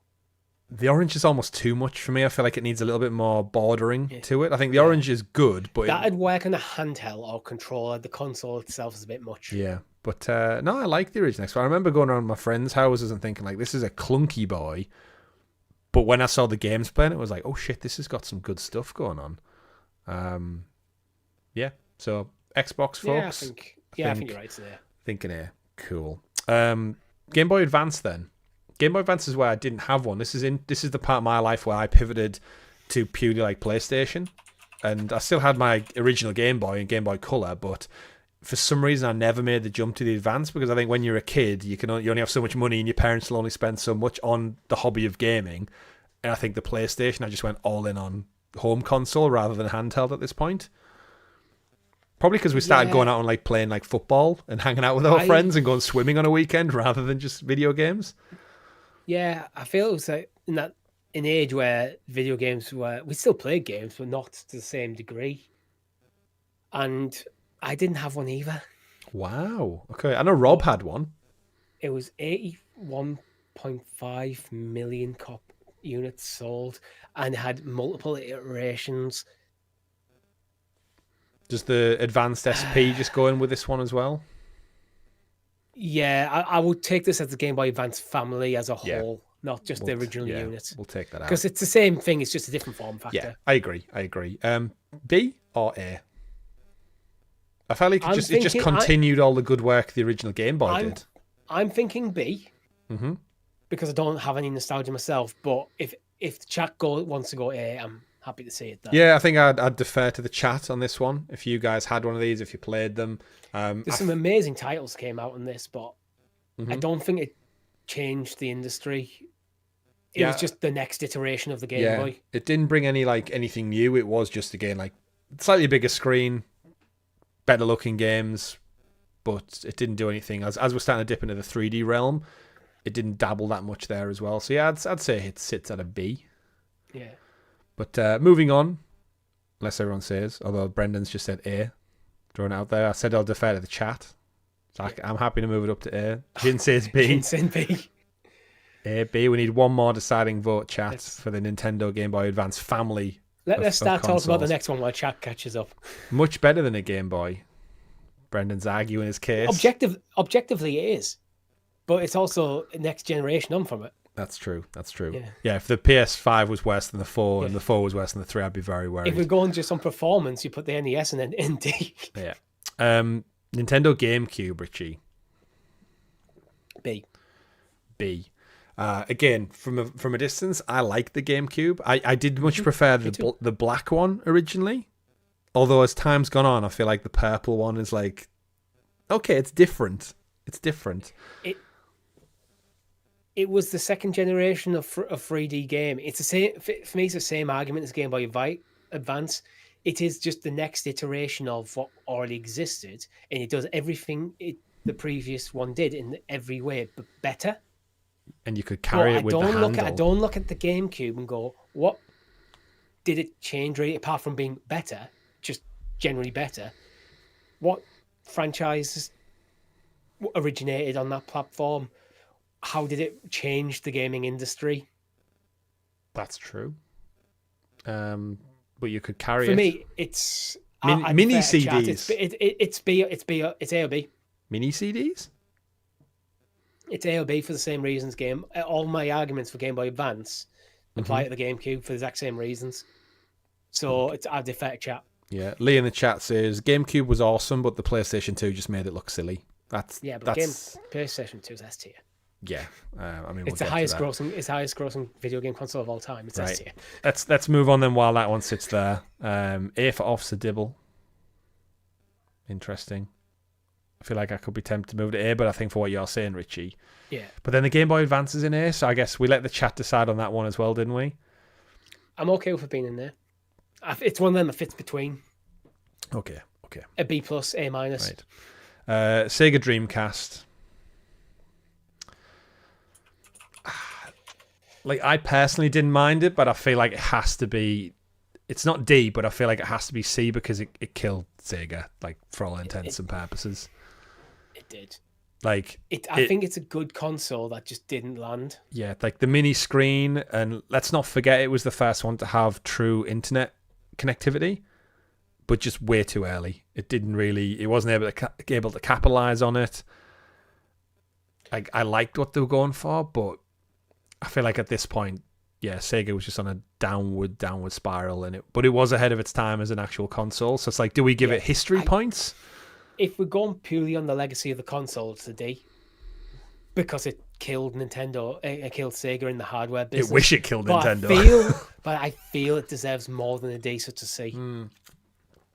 I like the name as well, Dreamcast. Yeah. For like a video game console. Like, it went from like the Mega Drive to the Sega Dreamcast. What do we think, chat? Does it deserve its C for all the things it was attempting to do, but just ahead of its time? Or does it get major deduction points for killing the company, its ability to make platforms that couldn't compete? Okay, yeah, I think they just lost the momentum at that point, didn't they? And it's like we've seen from the world today with Xbox, no matter what you do, no matter what you put out, once you lose that momentum in this industry, it seemingly is a tough one. I'm sticking with C, but I'm going to give it bonus points because it has a mouse accessory which looks more ergonomically designed than Apple can manage. Okay. Have you seen Apple's mouse? Yeah. Have you seen how they charge? It's on the bottom. Oh, you fucking idiot thought. Which means you can't use it when it's getting charged. Innovation, that's finest. Anyway, Dreamcast is a C. Yes. Moving on. Oh, you've got it currently in B. Oh, sorry. Yeah. Moving on. The Sony PlayStation 2. S. Easy S again. It is an easy S, isn't it? Like it's the best, it's the biggest, most selling console of all time. Like 155 million, I think, at last count, which is just astronomical. Was it partially down to the DVD player? Probably. But yeah, the backwards compatibility with PlayStation 1 as well, so bringing that catalogue over to it, and then like tied in with just like how sleek it looked, your ability to stand it up or down, and then the games, man. You can point to it and go, yeah, the DVD player boosted its sales, which absolutely did, because it was one of the best DVD players on the market and about half the price of any other DVD player. Mm-hmm. But it had the gaming library there to justify it as a gaming device, regardless of people buying it as a cheap DVD player. Yeah, I agree. Just everything about the PlayStation 2 is like, fuck yes. Like, the memories I have for it, its sales, its form factor, even the PlayStation 2 Slim was so damn good. Like, the fact that they compressed it down to that, like, baffles me to this day. Yeah. I have the Slim. I bought my brother the PS2 original Chunky Boy 2 Christmases ago now, and he loved it. It was like, God, yeah. We had to get rid of ours because it broke in the end because we probably played it too much, but... Mine actually did break because this is an era when I used to travel to the south of France a lot because my auntie had a caravan there, and I think all them car journeys, because I had a pop-up screen for it. Yeah. I think it just ruined it. Yeah. So the disc drive went. PlayStation 2, S tier. And to the point to the day where we're seeing PlayStation classics like come back now into like Time Splitters and stuff just got trophies this week, the whole trilogy. There's a reason these games are getting like remasters and remakes. It's because they come from a generation where I think video games really just stepped up a tier. So yeah. Love it. PlayStation 2. And then we move back to Microsoft with the Xbox 360, which... S, yeah, I'm with you on that one. It's another S. I think, again, You think of console... If you ask a random person on the street who's not involved in gaming, what gaming is nowadays, they think of like online multiplayer shooters. Mm-hmm. There you go. That's what the 360 did for the gaming industry. It popularized online gaming to the point where it is the predominant way a lot of people play games. Xbox 360. Yes, it had problems with the Red Ring of Death. Yes, it did. And but it popularized online multiplayer to such a level. It's so pivotal for what the gaming industry is now. I can't justify it any lower. And the controller redefined as well. Yeah. We should say, like, they shrunk that Duke down in the washing machine to a much better form factor. I never owned a 360. I have two Xbox 360 controllers in the drawer over there because for a long time they were my default my PC controllers for games that didn't work well with mouse and keyboard. Yeah. And of course, the game list that came with it. This is, like you said, Xbox really, really got behind this. We have just been playing Gears 2. Yeah, we literally been playing a 360 game, and it holds up so well by those standards as well. But yeah, Red Ring of Death aside, of course, this really, really did flip the rule book when it came to just sales, because this, like, PlayStation obviously shot themselves in the foot, which we'll get onto with the launch and the price of the PlayStation 3 and the architecture and everything. But Microsoft capitalized on that so much so where they were so far ahead in this race. They did go a year early, to their credit as well, so they did get a year head start. They didn't go at the usual cadence.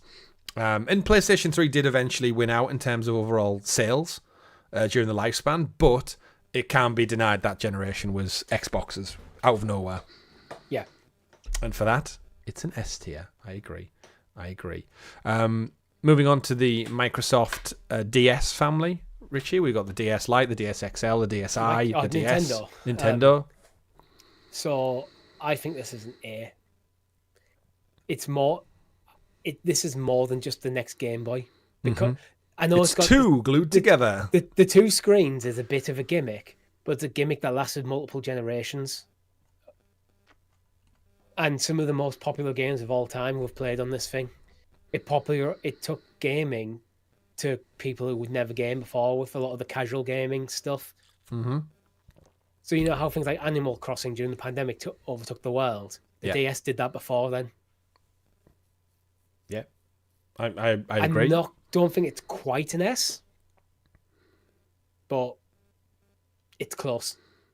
Yeah, I would agree with it. I think the multi-form screen factor, the stylus pen, some of the games like Cooking Mama and stuff that came to it, got, again, people who weren't gamers, gaming. Brain Trainer. Yeah, like who was it? Dr. Kawasaki, something like that. Brain Training, Fukushima, I can't remember what it was.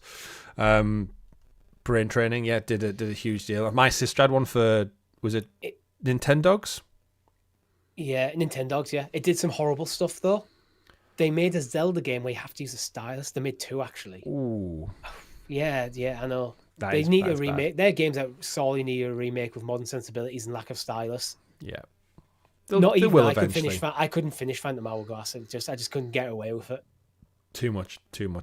But the second screen for other games was so useful, like the Pokemon games.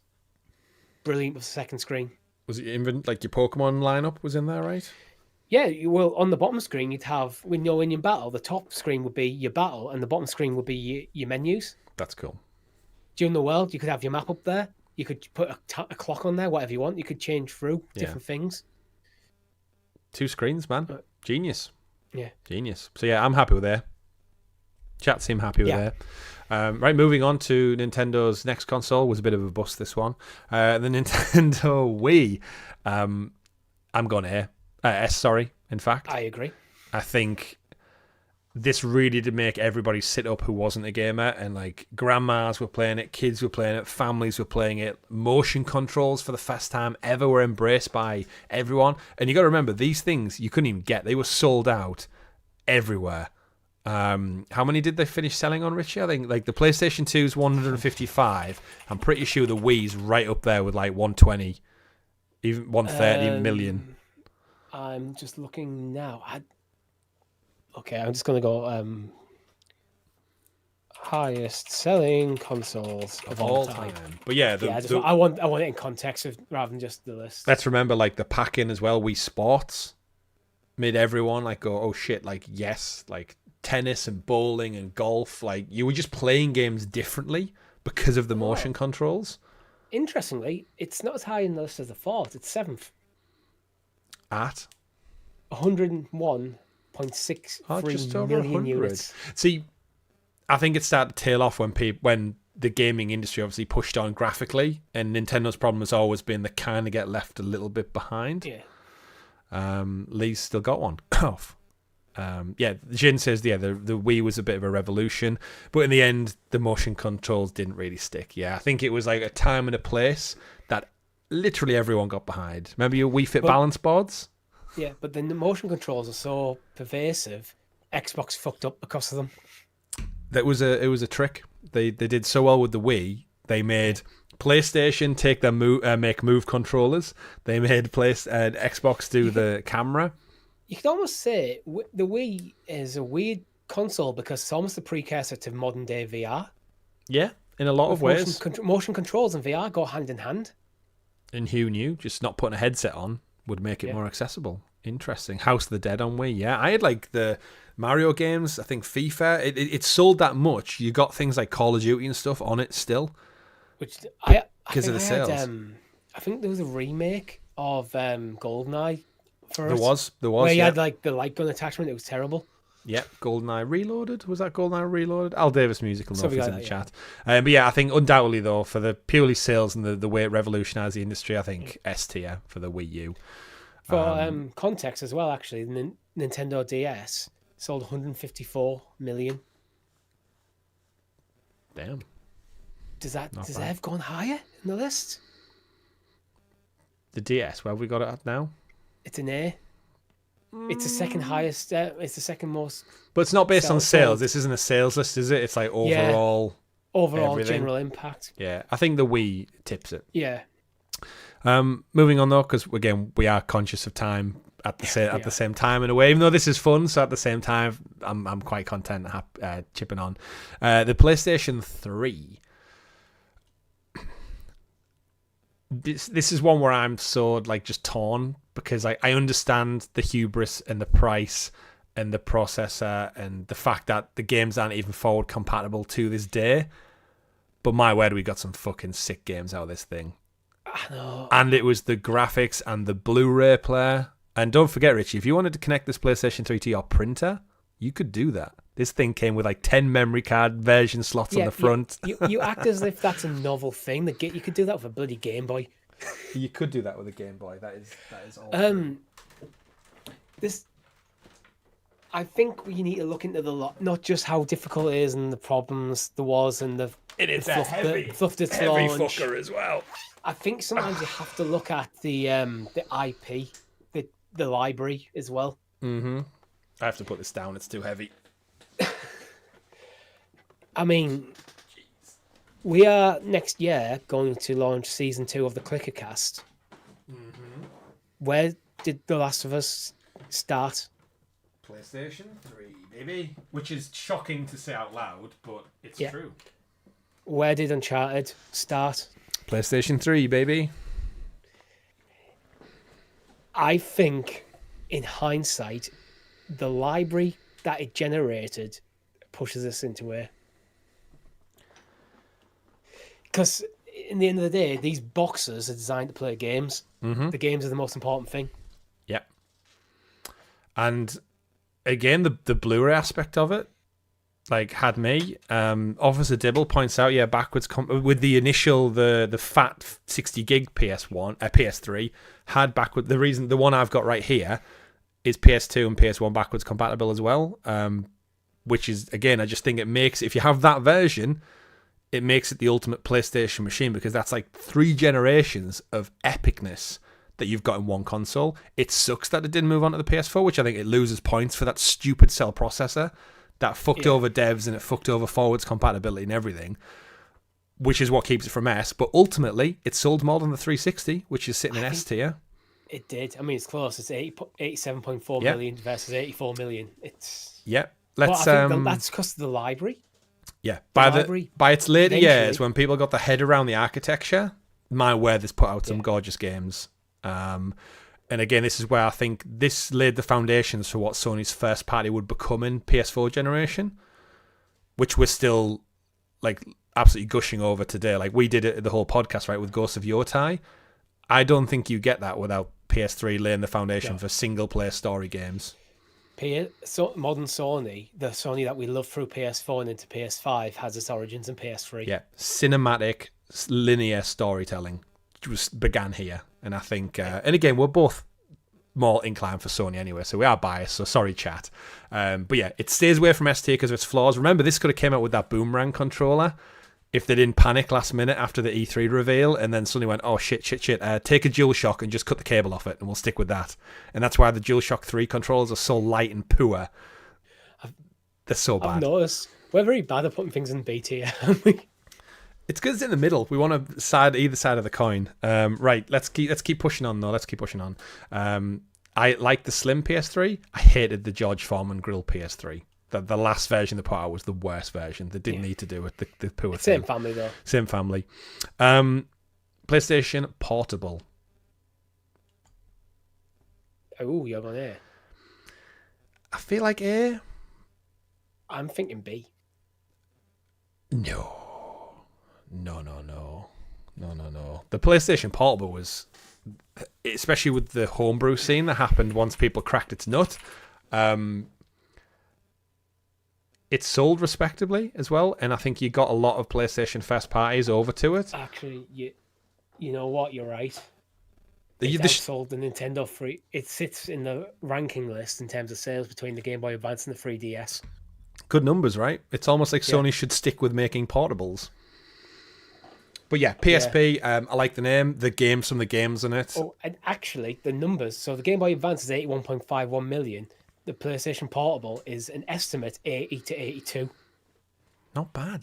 Not bad So for a it's PlayStation basically Portable. equivalent to the Game Boy Advance. Yeah, this for me, when we give like other ones the credit, like the Sega Game Gear sat there, is basically like your Sega Master System on the move. Yeah. This was your PlayStation 1 games ran on it.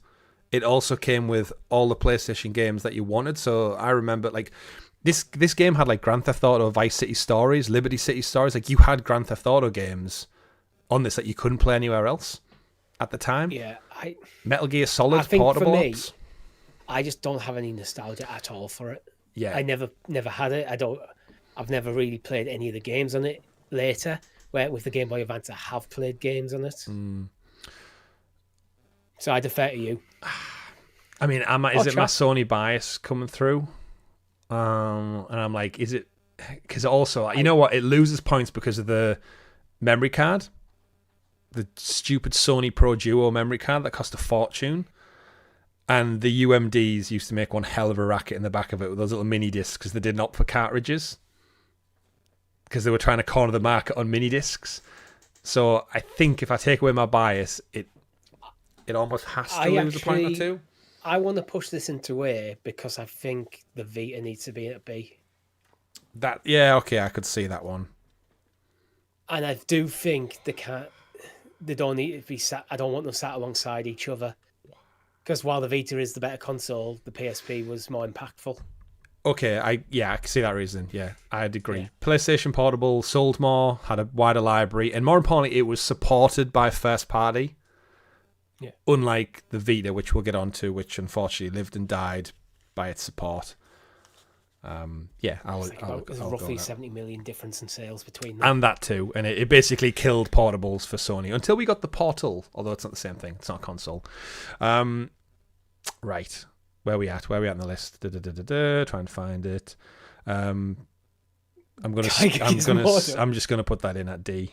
Don't know what it is. Don't care. Chat, feel free to argue. Right, we're moving on. We've moved on and we've reached Google Stadia, boys and girls. This is where we get controversial.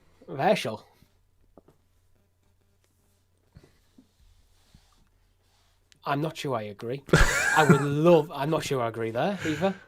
I would love to put this high because I thought Stadia was amazing. Tech was great. It's the best cloud gaming experience I've ever had, but it's a D. It failed. There's another row for it. It gets its own row. This is the thing. As much as I love Stadia, I think it's got one of the most comfortable controllers ever made. It did cloud gaming incredibly well. I think the only thing that's actually beat it nowadays in terms of the performance cloud gaming is GeForce Now. Mm-hmm. But it didn't have the library. It wasn't supported by Google. And it ultimately lasted like 2.5 years. It ultimately has basically no legacy. It's going to be a footnote in gaming history. Cloud gaming did not take off the way it was talked that about the way it might do when Stadia was announced. Yeah. Cloud gaming still exists. It probably forced Xbox to bring Xbox Cloud Gaming to market earlier, but that's still in beta. Amazon brought Luna, hasn't really done much. Nvidia brought GeForce Now, is actually doing relatively successful. Yeah, there's so much stuff we could talk about forever. I think the ultimate reason why podcasts on it. What the ultimate reason more podcasts than anyone on this planet, Richie. No one else has that title. We have more Google Stadia podcasts than anyone on the world, and probably ever will do, because I can't see anyone surpassing it for some sick, weird, twisted reason. The big problem I have with all this one, and the reason I think it ultimately has to be a D, is the failure is one thing, but unlike everything else on this list, there's no way to play it right now. Yeah, there is absolutely no way to just hook it up and enjoy it. It is literally, it's more dead than the Virtual Boy, the CDI, the Intellivision, and the Channel F combined, because it's unplayable right now.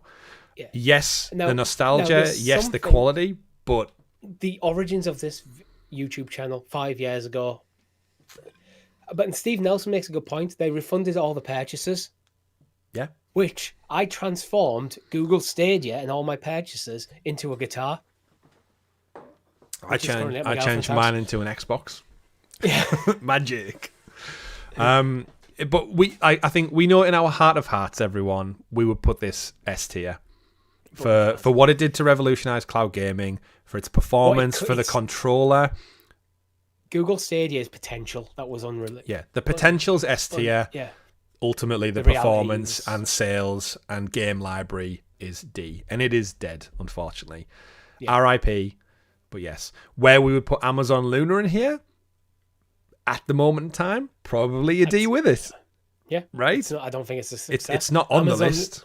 Amazon's first-party games don't even support their own platform. Yeah. That alone puts a D for me. Yeah. That's like Sony making games and not putting them on the PlayStation. Yeah, it's baffling. But let's keep moving on anyway. R.I.P. Google Stadia. We hardly knew thee. Xbox One. I think it's a B. A B. I don't think it's not a failure.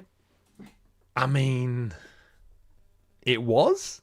It outsold the Nintendo 64 and the Super Nintendo Entertainment System. But we're not going off just sales. Remember, we're thinking the impact. So what games did it put out that weren't just more franchise entries? Sunset Overdrive. But this is why I think it's a B. I don't think it did anything bad. It just didn't do anything outstanding either. But as Phil Spencer's admitted, they lost the digital race, which ultimately they're still paying for today. So I suppose you could put in C for the legacy of it, but I don't think it's a bad console. I don't think it's a bad console at all. I'm just thinking of launch, and that was the problem. And they recovered better than people give them credit for, to be honest. CRB chat. Where are you sitting at with this one? Because I think ultimately, I think visually console looks fine. Controller is perfect for what you need. It's all its sensibilities that come with it. And I guess paired with Game Pass now, backwards compatibility. It's when I look at the Sega consoles and the C tier, I think it didn't kill Microsoft yet. No, I agree. Actually, I think looking at it's not a Magnavox or ColecoVision. Mm-hmm. It's not as good as they wanted. Mm-hmm. It's fine. Okay, I can be happy with a B. Yeah. Chat, we settle on a B. Where are we at? We've got a lot of things. 3DS family. Yeah, it is a new generation of console. 3DS. B. So yeah. It's the same as the DS, but in 3D, right? It's like what the Game Boy Advance did to the Game Boy Color. Yeah. It iterated on it and improved on it. Although the 3D, I bet you half of people who had one switched the 3D off. But it had a very solid library. I love my 3DS. Yeah. Also on the shelf behind me. I too. I actually own a 3DS. I bought one for the Pokemon Red, Blue, and Yellow remakes that they did before the Let's Go series came out. You've got a special Zelda one, right? Yeah, the Zelda Link Between Worlds one. Very nice, very nice. Yeah, I agree with that one. And yeah, combined together, sold shed tons. Loved it. Right, next up, we've got the Nintendo Switch, which is the first console that's probably still going today on this list. Like, it's still very, very active, Richie. You're playing it this week. You know what? You sold me on it. I was leaning towards A because my mind went to the performance as a modern console, but it's not a modern console. It's 8-year-old. It's a console it's nearly outlived its lifespan, yet still produces fantastic games that I'm excited to go home and play. Yeah, I think the Switch, after the Wii U, I think the Switch is a phenomenal return to wild success for Nintendo. It has a chance of dethroning Sony from the most sold game console of all time. Yeah. It has a chance. Although the numbers for Sony are obscure, every single one of the lists I'm looking at is always greater than or between. Yeah. PS2, greater than 155 million. Nintendo Switch is currently sitting around 143.5. That's close. If they keep it going for a couple of years, they could edge it. If they launch the Super Switch or the Switch 2 and it comes with Mario Kart 9, and Mario Kart 9 is backwards compatible, as in you can play it on the old Switch, I think that'll push it over. The thing is, to do that, the entire generation of the Super Switch would have to be backwards compatible. I think it will. It's a new generation. True, yeah, but I think ultimately the Nintendo Switch is S tier, hands down. I think the form factor, the switching between TV to handheld was just, it's so simple when you think of it, but at the time, it's revolutionary. The detachable Joy-Cons, masterstroke. So, what we've learned from them this evening is Nintendo and Sony know how to make fucking games consoles. Absolutely. And they will have some fuck-ups along the way. Or just not support them along the way. Like the Wii U and the Vita, RIP. True, yeah. But just don't give up. Don't give up. Terrible. They're not terrible. They're not terrible at all. I want that Xbox handheld, Richie. Like, just so they can be in the handheld conversation. I think they do a cracking job at it. I know there's things you can buy that play Xbox cloud gaming, but when you look at the price point of the equivalents versus the Portal, you're adding access, you're doubling the price. Yeah, you give me that. And Xbox you're doubling the handheld. Price of features I'm not going to use. Xbox handheld with the power of a Series S. I love it. I would happily just have a full Xbox cloud gaming, a PlayStation Portal version with Xbox on it. That too. But give the full cloud gaming support, not just remote play. I agree. But the Switch, ultimately, S tier, hands down. And you're playing, like Officer Dibble in the chat, you're playing Echoes of Wisdom this week. You've got a first look up on the channel. I have. And yeah, it's doing great. But by my word, we do need to see the successor to the Switch soon. Yeah. Like, come on. 2025, Nintendo, give it to us. I love it. It's time. Yeah. Ouya? Wii U. Ouya's a D. Ouya? It failed. Ouya? Yeah, it's the Android box that never took off. And Ouya? Sorry, yes. Who are you? Who are you? Who are you? No one knows. Nintendo Wii U. D? Or C? Because is D harsh? D seems harsh. I agree. I think it's a C because there's good games in there because they got ported to the Switch. I mean, yeah, they all got ported. No one played them. That was the problem. The Wii U confused shit with what it wanted to be. Are you a tablet? Are you a home console? But you look at what the Wii U is, and you look at the Switch. Mm-hmm. They had it, just not quite. They were onto something. Yeah. I think the library saves this one because ultimately, as a console, it was shocking. I think the branding flopped the Wii U more than the hardware, to be honest. They should just call it the Wii 2. No, they shouldn't have you should have dropped the Wii branding entirely. Called it Switch. I think there was a big thing where people thought it's the next iteration of the Wii. Yeah. Where it was a different generation of console. And there's some fantastic games came out on the Wii U. If you show me that without the logo on it, I wouldn't have a clue what it was. Yeah. Console mount. Yeah. Look at the bezels on the hand. It's all bezel, no screen. Just giving you a couple of inches there. But yeah, I think the game library helped it massively, and obviously that's helped supplement the Nintendo Switch when everyone's like, "Oh my god, this game's amazing!" And it's like, yeah, you could have played it 7-8 years ago if you just bought a Wii U. Yeah, the Wii U sung so the Switch could swim. Yeah. And this made Nintendo go extra early with the Switch. They stopped supporting the Wii U so quick, and moved on to Switch, which is a lot like smart on their part. But yeah, Nintendo. I remember the conversations before the Switch was revealed of like all the industry experts were saying like, "Are Nintendo done? Are they like just packing in?" And then the saving grace was they were saying like Nintendo have so much in like cash assets that they have enough money to survive. There was huge talk on the Wii U actually, as will Nintendo go the way of Sega and become a software publisher? I remember having a conversation with you down at the pub about like, can you see Mario on PlayStation and Xbox and stuff? And it was like a very real conversation. It was like, fuck yeah, I'll take that on my PS4. Like Mario Odyssey could have been on our PS4 and Xbox. But Nintendo went, no, we've got enough cash reserves. They're one of the richest cash reserve companies, like Apple. Yeah. They just got so much in the bank from years and years of success. They wanted something, they missed the mark, but it wasn't a total flop. Yeah, absolutely. Right, moving on, as we still get into modern day gaming. PlayStation 4 family of consoles. The 4, the Slim, the Pro. Can we put another PlayStation in this? Of course we can, mate. Of course we can. That's where I was going to put it straight away. I mean, I re-entered console gaming with the PlayStation 4. Brought you back. Between the Nintendo 64 and the PlayStation 4, I was largely a PC gamer.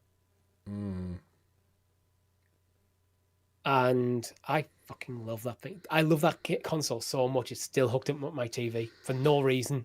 I do not use it. Yep. I haven't used. I've switched it on about twice this year. Mm-hmm. Still love it. Isn't it unfortunate that the PS5 has made it redundant? Yes. Like utterly and completely redundant, which is a great thing. But at the same time, it's like, damn. Pro tip: if you occasionally stream console on the PS5, content on the PS5, and you want to attach a PS5 to your TV downstairs as well, but don't want to buy a second console, remote play from your PS4 to your PS5. That was so good, man. Like, I remember the smile on my face when I drove home. You see the pictures online of like it clipped in the passenger seat and the wife's in the back. It was like, just like the games that we got on this console. Like, there's so many franchises. Like, I think we forget, but you've named a couple of them. But like Uncharted 4, The Order 1886, Horizon started over on this one. Ghost of Tsushima was on this console. The Last of Us Part 2, and just like this, Bloodborne. The graphic fidelity that this thing was able to put out, Bloodborne, to name amongst others, was so good. But then the controller, remember this was the first time they redesigned the controller since PS2. So we've had 12 years of the same DualShock shape, and then everyone was like, uh-oh, what's it going to be? And it was like, oh, it's slightly curvier. And then everyone got it in their hands and were like, this thing is great. But even the Slim and the Pro look sexy as well. I think aesthetically as well, the design of all PlayStation 4 models, they all look great.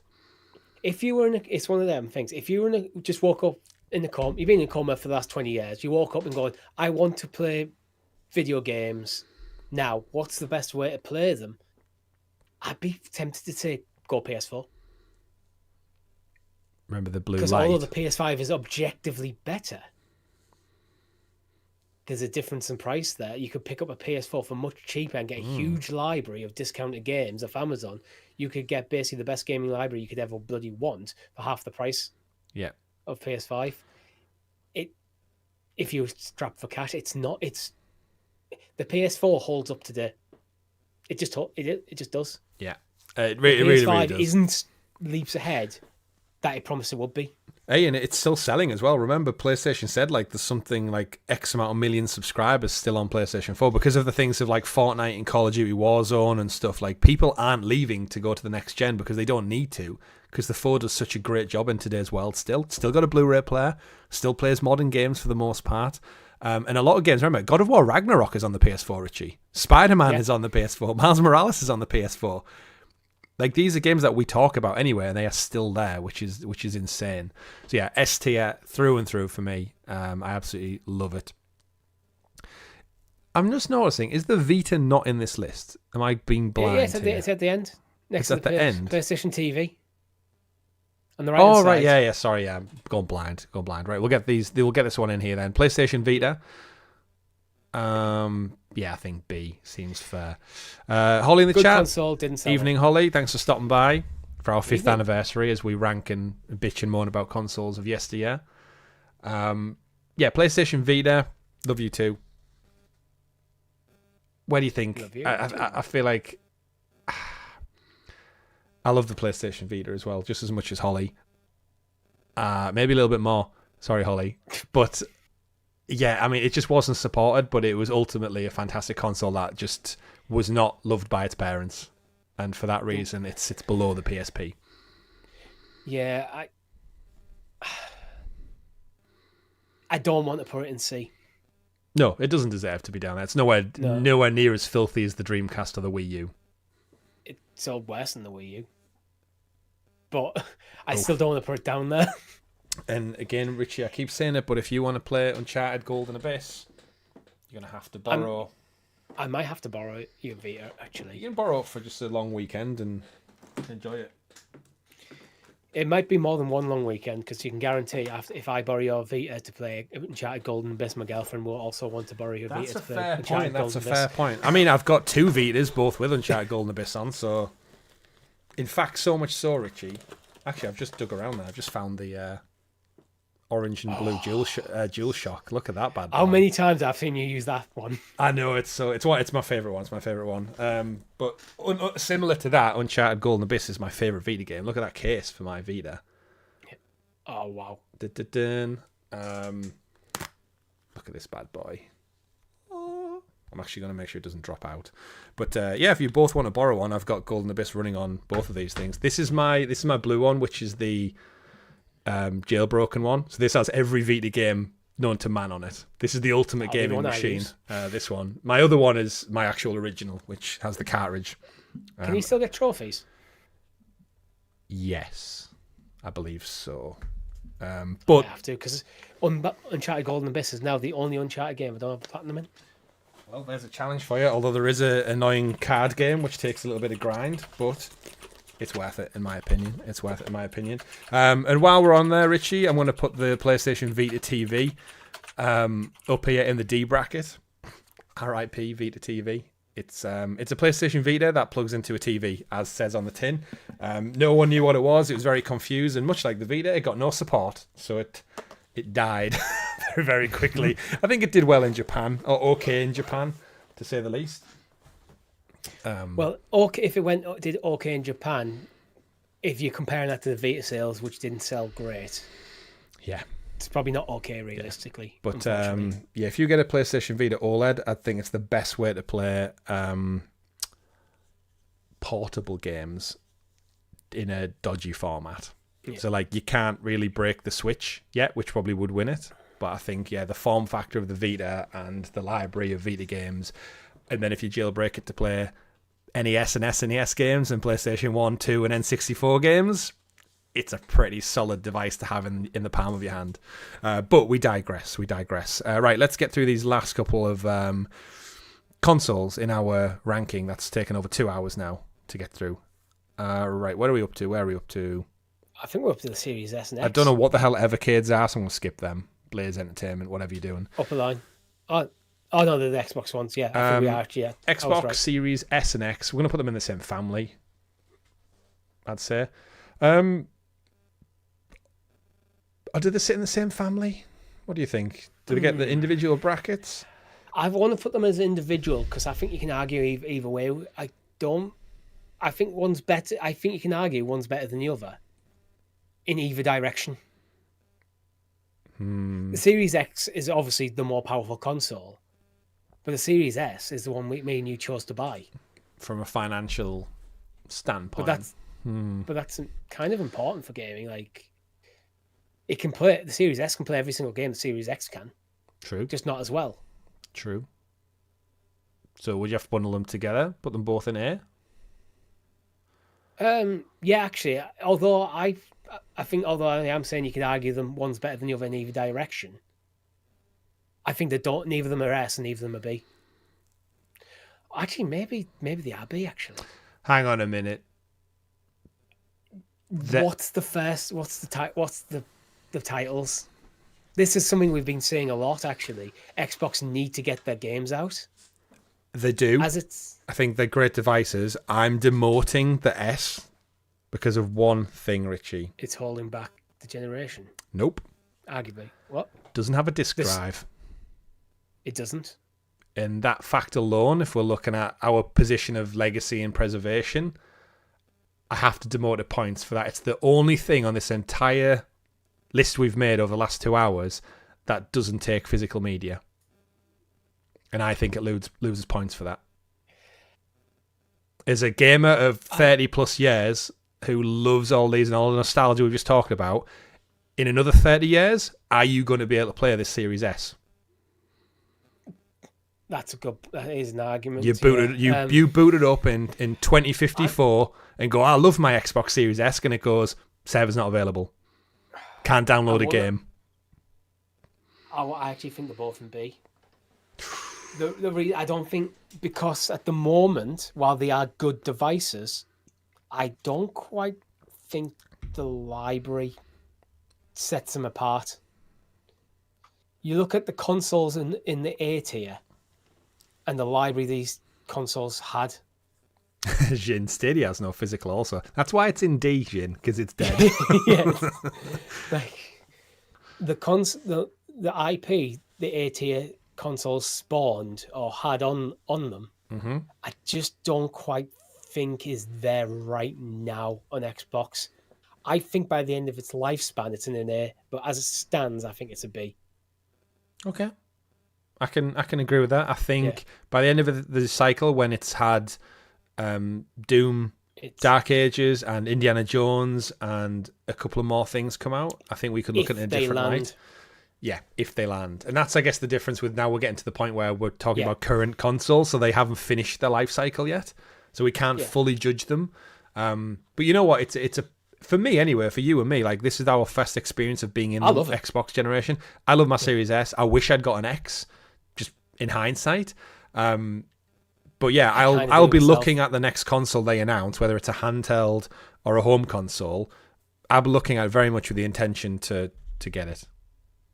Dragon Ball said 10 off stream before Xbox Series in A. I think I argue for B then, isn't it? Well, there we go then. Steve, Series X is an A because of the power, maybe. But then if we judge them based on power, then the latest consoles are always going to be top. Power's pointless if it doesn't have the software to run.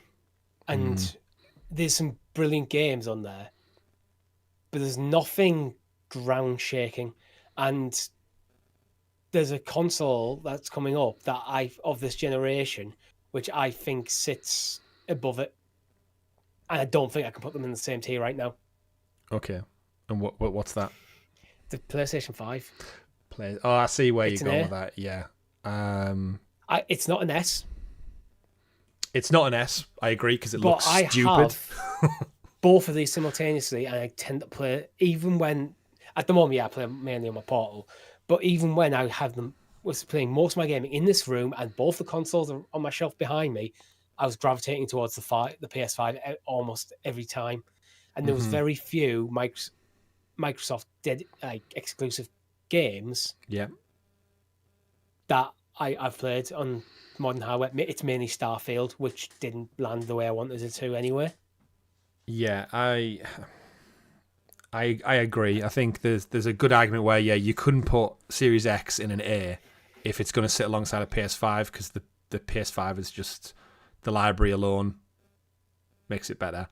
Yeah. But again, the life cycles aren't over, because I would argue, aside from aesthetically, the PlayStation 5 is ugly as hell. It is, and the Pro doesn't really do it better. And now, if this was the 30th anniversary, I'm joking. A color paint job doesn't change it. No, it's such a tough one, because it's so iterative. My heart wants to put it in S tier, because I fucking love my PS5. I love the DualSense. What the DualSense has done for controllers is similar to what we said about the N64 doing earlier on, and that can be taken away. The next Xbox controller they come out with will have those features for parity. The thing is, PlayStation 5 has the potential to be an S. Mm-hmm. Xbox Series X has potential to be an S. Neither of them are yet. Yeah, and I think that's because we're judging it life cycle. When you look at the console library of PlayStation 5, it is better than Xbox Series. But it's not as good as PS4. It's not as good as 360. It's not as good as Wii. It's not there yet. It has the potential to become there. But yeah, if we look back at PlayStation, when it has the likes of Ghosts of Yotei potentially, Last of Us Part 3, whatever Santa Monica's new game is, and Astrobot and everything in between that, and maybe a new Uncharted game, it's in another Spider-Man 3 and Wolverine, it's ultimately going to be like, fuck, this is a great console. We say quite often in the podcast every Monday that it feels like this generation hasn't really got going yet. Yeah. So I can push it a bit above an A. That's very fair reasoning. Lee Ellis, I actually like the look of the PS5. Well, someone has to, Lee. Like an ugly child, someone has to love. Someone has to love them. But man, that 30th anniversary one is sexy as all shit, Richie. Oh, that great. Right, there's a couple of things just to throw in here. I think we'll wrap these up pretty quickly. The play date, I'm going to throw in at C. That's a little cranky wind-up handheld one. It's cool. It's not a failure. It's just quirky by today's standards. The Shield, the NVIDIA Shield, it was attempting similar things to Google Stadia. I think it was way more successful. I think it was more successful. I do like the concept behind it. It's a solid B, I think. On Live, D. Yeah. That died. Interesting one, Steam Deck. Where do we put the Steam Deck? I'd say A. It's A or S. I think for what it's doing, it might be an S, you know. You think of how many copycats there is of the Steam Deck. Mm-hmm. Steam have made a way of taking PC gaming on the go. It's dockable. So if you don't want a gaming PC, you can dock your Steam Deck, plug a mouse and keyboard in, and now you get your PC gaming. I think it is an S. Chat? Am I wrong here, chat? I mean, I don't... It's hard to... I haven't had one. I'd be worried about like how much portable gaming I want to do in it because it's a hefty boy. But then it's like, I'm not judging it based on weight, otherwise. You listen to a lot of tech and gaming YouTube channels, the same as me. Have you seen a single YouTube channel they've used the Steam Deck and regretted the purchase? I've heard them say that they don't use it a lot of the time, but at the same time, I feel like a lot of them like get review PC copies and like to play it portably on the Steam Deck. Does anyone in the chat have a Steam Deck? Actually dropped the money on? I don't think I've ever seen anyone. Again, I think it has to sit in A because it hasn't finished its life cycle yet. It's a first of its kind. I think if we get maybe a successor to it, it's maybe redefined a little bit more. Ultimately, it's using a Steam library, which opens up to the biggest library of anything on this page. But you can also use. It's not just a Steam library. You can stream it, Windows. You can get Xbox games on there. You can get Epic Games. You can get GeForce Now. Let's face it, you can get nearly every game. You can stick Windows on there if you want to. You don't have to, but you can do it. Yeah. It's because it's open. It's an open platform, which has its pluses and minuses. But I think potentially it's S, but I do agree, similar to our PlayStation 5 conversation, that I think until its life cycle is over and done, and we count everything, because how many things have this sold? I think it's revered well, but I don't think it's really sold past a couple million, which doesn't financially bode well long term. I do praise it for galvanizing the handheld market. I think we wouldn't have a PlayStation Portal without a Steam Deck. We certainly wouldn't have a potential Xbox handheld coming if it wasn't for the Steam Deck. We wouldn't have all these ROG allies and every other company making a random cloud device if it wasn't for the Steam Deck. I think you're right. It's A with the potential of S. If in 5-10 years' time there's a version of the Steam Deck still going, it's an S. Yeah. I agree. So I think current consoles are out for debate still. But Richie, we've reached the end. We've done it over an hour and 15 minutes later than initially planned for this segment. But our final rankings are as follows.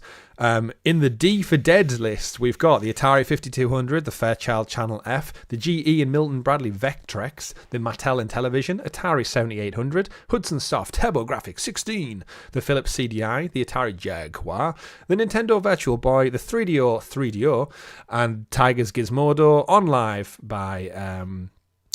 was it OnLive NVIDIA? It says OnLive by OnLive, but I thought it was NVIDIA. I think, I don't know. The Ouya by Ouya, Sony PlayStation TV, Vita, and RIP Google Stadia, and Amazon Luna for the time being until it sorts its shit out. In our C tier, we've got the Magnavox Odyssey, cool name, terrible device, the ColecoVision by Coleco, the Sega Master System, the Atari Lynx, the SNK Neo Geo CD, the Sega Nomad, the Sega Saturn, the SNK Neo Geo Pocket, the Sega Dreamcast, the Nintendo Wii, and the Panic Playdate. In at B, we've got the Atari 2600, the Sega Game Gear, the Microsoft Xbox One, Nintendo 3DS, the Sony PlayStation Vita, Vita means life, Microsoft Series S and X, and the NVIDIA Shield Portal, followed by Valve Steam Deck in A, with the Commodore 64, the Nintendo Game Boy Pocket, the Sega Genesis, the Nintendo Game Boy Color, Microsoft's original Xbox, the Nintendo Game Boy Advance, the Nintendo GameCube, Nintendo DS, Sony PlayStation 3, Sony PlayStation Portable, the PSP, and the PlayStation 5 out for review. And the S tier of video game consoles, according to us and you, our wonderful audience, is the Nintendo Entertainment System in at number 1, alongside the Nintendo Game Boy OG, Nintendo SNES or the SNES, the Nintendo 64, Sony PlayStation 2, Microsoft Xbox 360, Nintendo Wii, Nintendo Switch, the PlayStation 4, and PC gaming, because it kind of just surpasses it all anyway if you've got the money to do so, and the history and ROMs and hacking and blah blah blah, cheat codes. Richie, happy with our list, all things said and done? Yeah, to be honest, I don't think there's anything I personally would move. But chat, let us know in the comments if there's anything you would change. And how we're a bunch of idiots. Yes, of course, because we haven't put your favourite thing where you want it to be. An hour and a half of ours and your time talking about consoles. 2 hours and a half, nearly 2 hours and a half. Oh wow! We went deep. We went deep. We went deep with this. You know what? It's been great having a conversation without like the looming time over the top of us. Like, we did it at the perfect time of the night where it's not too late, it's not too early. We're not on a strict routine, even though we kind of are because we've gone over an hour multiplayer, but we'll get to that. Everything will just get bumped back a little bit, don't worry. We're celebrating 5 years here on the channel. Thank you to everyone who's tuned in for this particular stream, this ranking. It's been something a little bit different. If you want to see more of things like this, we can go and rank other things, guys. Best 2D platformers, best 3D platformers, best PC games, best PlayStation games.